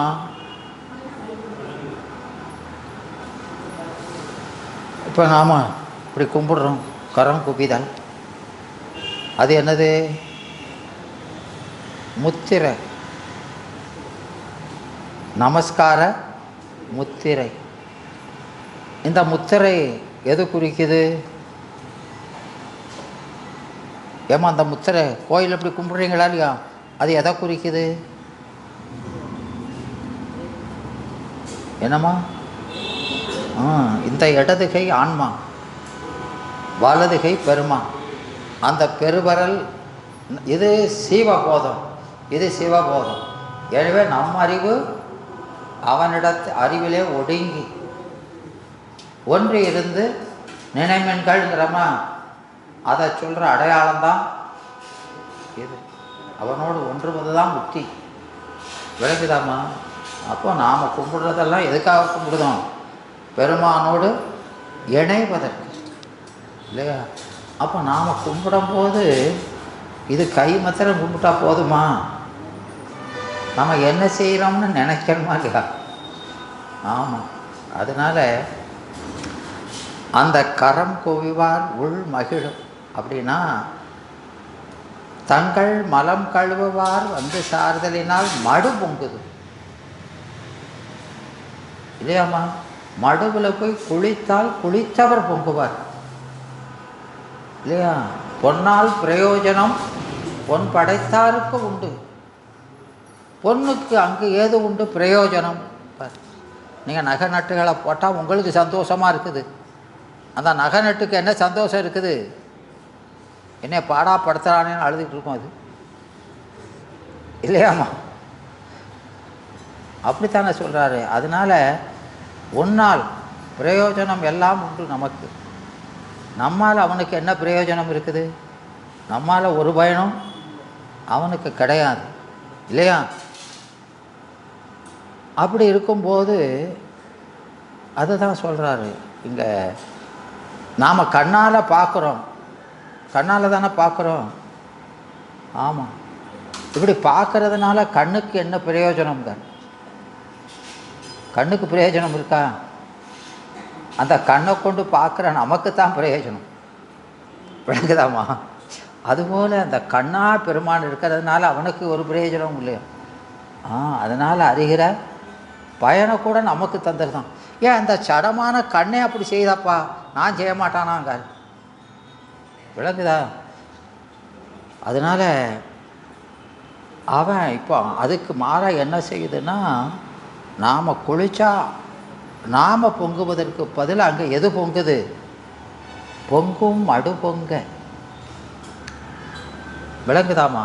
இப்போ நம்ம பிள்ளைகள் நல்ல மார்க் எடுத்து நல்ல பதவிக்கு போயிட்டா அந்த பிள்ளைகளுக்கு ஏற்படுற மகிழ்ச்சியை விட தாய் தகப்பனுக்கு மகிழ்ச்சி ரொம்ப இருக்கா இல்லையா? இருக்குதா இல்லையா? ரொம்ப இருக்குது. அதுபோல் நாம் மலம் கழுவ வந்திருக்கோம்னு தெரிஞ்சோடனே பெருமானுக்கு தான் ரொம்ப மகிழ்ச்சியா இல்லையா? அதனால் அவர் தான் ரொம்ப பொங்குறாரு. அதனால் நாம் கரம் குவிஞ்சு விளைகிறோம் அப்படின்னு சொன்னால் பெருமானுக்கு அவன் மகிழ்கிறான். விளங்குதா? அதனால் அந்த கரங்குபிபாரை கண்டு அவர் உள் மகிழ்வார், அவர் உள்ள மகிழ்ந்து கொள்வார். உள்மகிழும் கோண்கடல்கள் வெல்க சிறங்குபிபார் ஓங்குவிக்கும். அதனால் இந்த திருவடிகள் மீது சிறப்பான உள்ளன்பு உடையாருக்கு கை குவிதல், கண்ணீர் வார்தல். அப்படி கண்ணீர் அந்த அன்பின் வெளிப்பாடு. கண்ணீர் வார்தல் என்பது இப்போ ராம கூடுறதுங்கிறது அன்பின் இச்சை. ஒரு பொருளோடு எய்வதற்கு காரணம் இச்சை. இச்சையினால் எய்ஞ்சிருக்கிறோம் இல்லையா? அப்போ அந்த இச்சையினுடைய மிகுதி என்னதான்? கண்ணீர். உருவம்.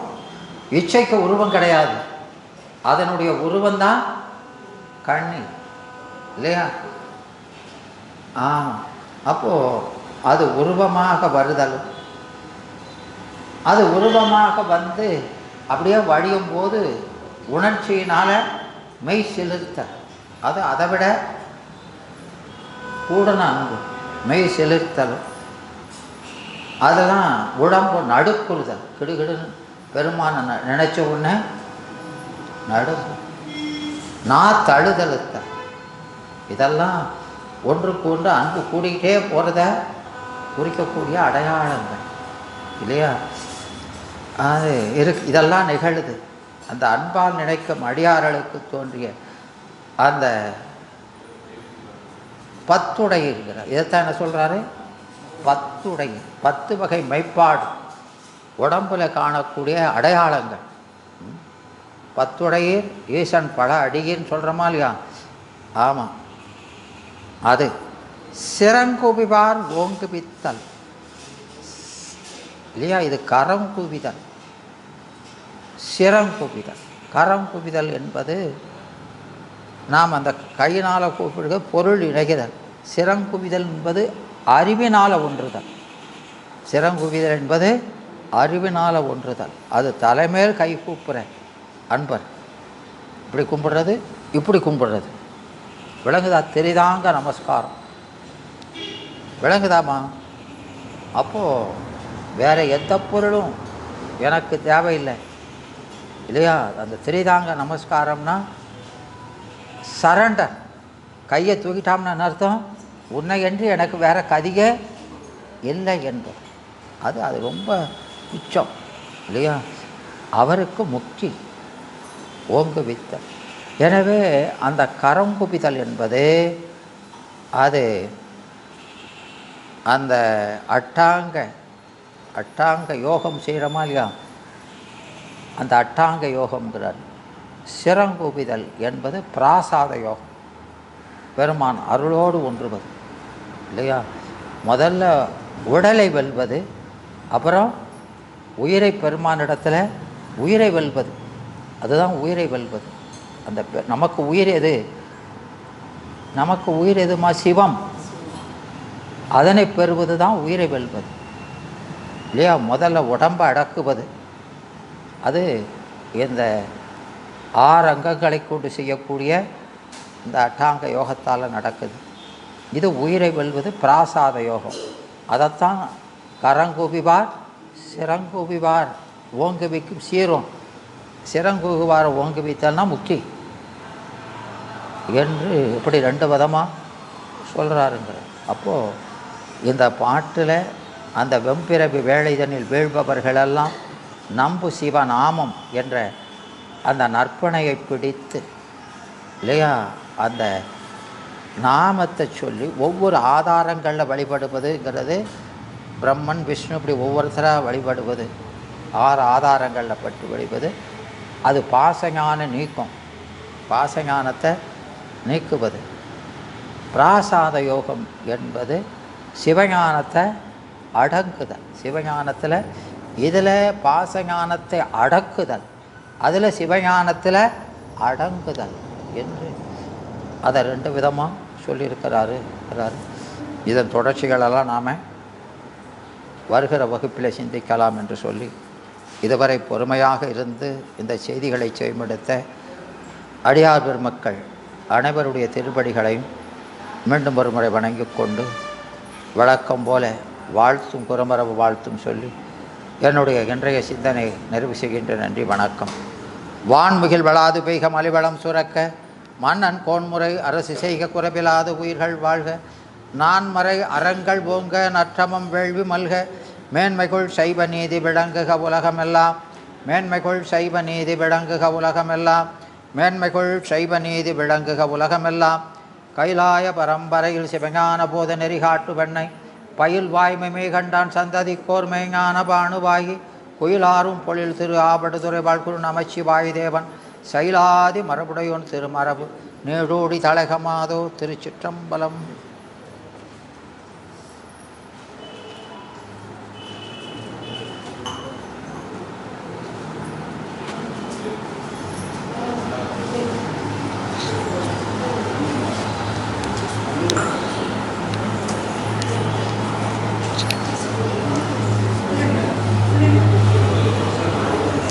கழகத்தின் சார்பிலே மாதந்தோறும் நடைபெற்று வரும் திருவாரூர் அடிகள் புராணம் 17வது தொடர் சொற்பொழிவு இன்று சிறப்பாக சொற்பொழிவாற்றிய சித்தாந்த செம்மணி பேரரசு சண்முகம் ஐயா அவர்களுக்கு சைவ நெறி கழகத்தின் சார்பிலே நன்றியை தெரிவித்துக் கொண்டு, எங்களுடைய அழைப்பை ஏற்று வந்திருந்த அடியார் மக்கள் அனைவருக்கும் சைவ நெறி கழகத்தின் சார்பிலே நன்றியை தெரிவித்துக் கொண்டு நடைபெறுகின்றோம்.